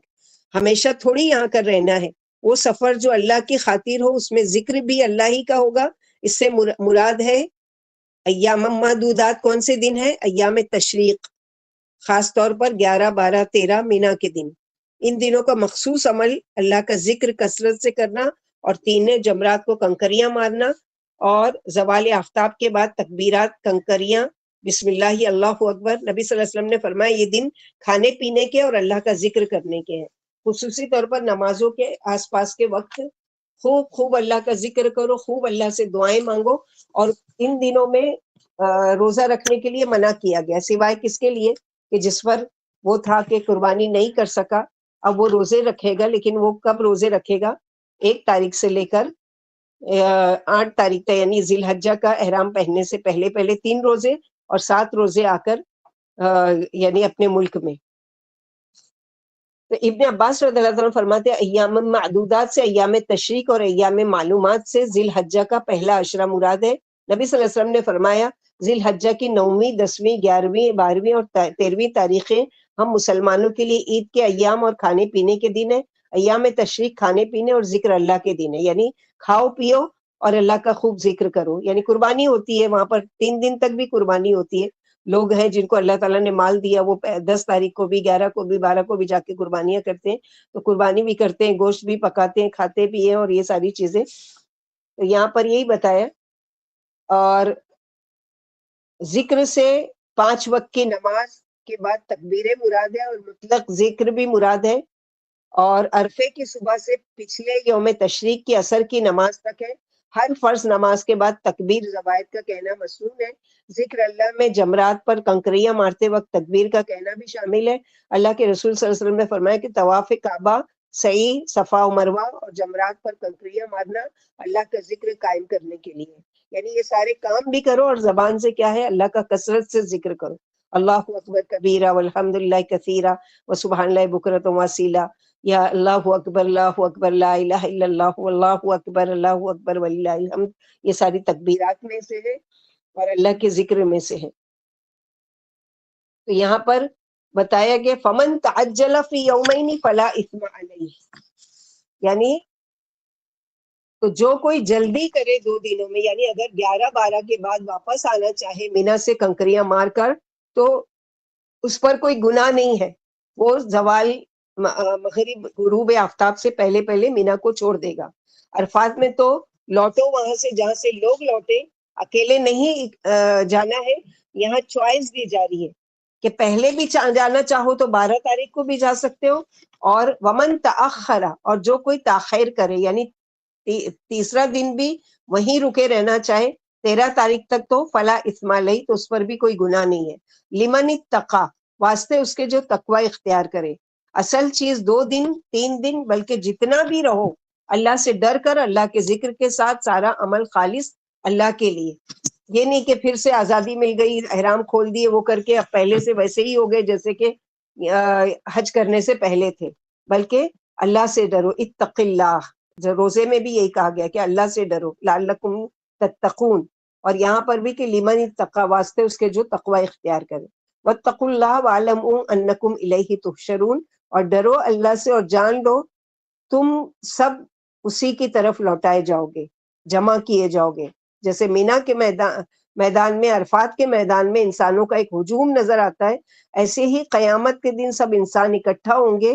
یہ تم کو اس دن کی ایک طرح سے پریکٹس کروائی جا رہی ہے، جس طرح شدید دھوپ ہے، زوال آفتاب کا وقت ہے، پیدل چلنا ہے، اکثر لوگ وہیں ٹھہرے ہوئے ہیں، کچھ کھانے پینے کے لیے نہیں ہے، وہیں یعنی وہ ساری تکلیفیں اٹھا کر حج کر رہے ہیں، تو ایسے ہی یاد دہانی ہے اس دن کی کہ انکم الیہ تحشرون، ایک وقت آئے گا جان لو کہ تم ایسے ہی اکٹھے کیے جاؤ گے، جیسے آج اپنے گھر بار کو چھوڑ کر، اپنے بیوی بچوں کو چھوڑ کر، اپنا عیش و آرام چھوڑ کر، سب کچھ چھوڑ کر آج میدانوں میں تم آ کر ٹھہرے ہو، ایسے ہی قیامت کے دن ہوگا۔ اور آج کے دن میں تو تم کو مثلاً کہ عرفات میں، مینا میں سب جگہ ٹینٹ مل جائے گا، یا سایہ مل جائے گا، یا درخت ہے، وہاں تو کچھ بھی نہیں ہے، لا ذل الا ذل، یعنی اس دن نہیں کوئی سایہ سوائے کہ اللہ تعالیٰ جس کو اپنے عرش عظیم کے سائے میں جگہ دی۔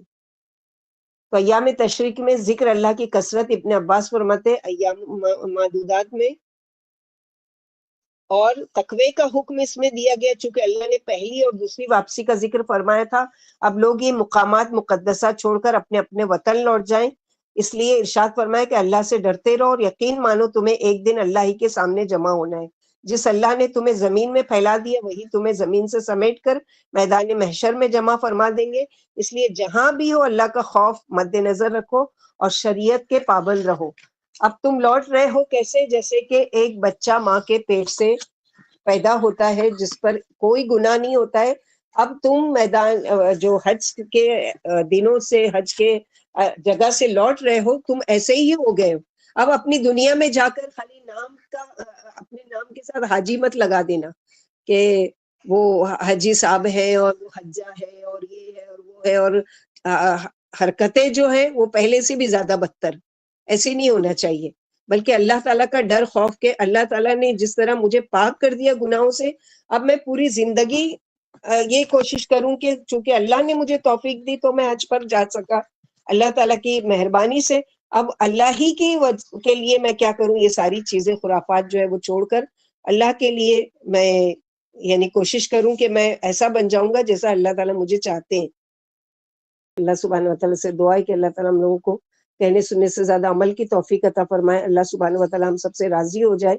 اللہ تعالیٰ ہم سب کو استقامت نصیب کرے. ہمیں قرآن کا شوق ہمارے دل میں اللہ تعالیٰ ڈال دے کہ اس کے لیے ہم وقت نکالنے والے بنے، اس کے لیے ہم کوشش کرنے والے بنے، اور اس کے لیے ہم یعنی ہمارے دل میں اللہ تعالیٰ اس کے اللہم اجعل قرآن ربیع قلبی و نور صدری و جلاء حزنی و ذھاب ہمی و غمی. اللہ تعالیٰ اس قرآن کو ہمارے دل کی بہار، ہماری آنکھوں کی ٹھنڈک اور ہمارے لیے سینے کی یعنی کشادگی اور یہ ساری چیزیں اللہ تعالیٰ ہمیں عطا فرمائے. قرآن جیسی نعمت اللہ تعالیٰ ہمیں عطا فرمائے اور قرآن کا صحیح سمجھ اور صحیح فہم عطا فرمائے.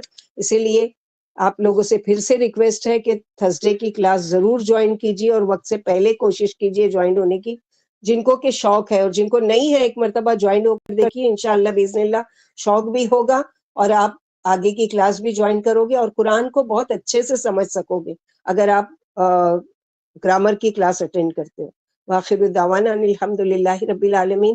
سبحان ربک رب العزت عما یصفون وسلام علی المرسلین والحمد للہ رب العالمین. سبحانک اللہم وبحمدک اشہد ان لا الہ الا انت استغفرک واتوب الیک. السلام علیکم ورحمۃ اللہ وبرکاتہ.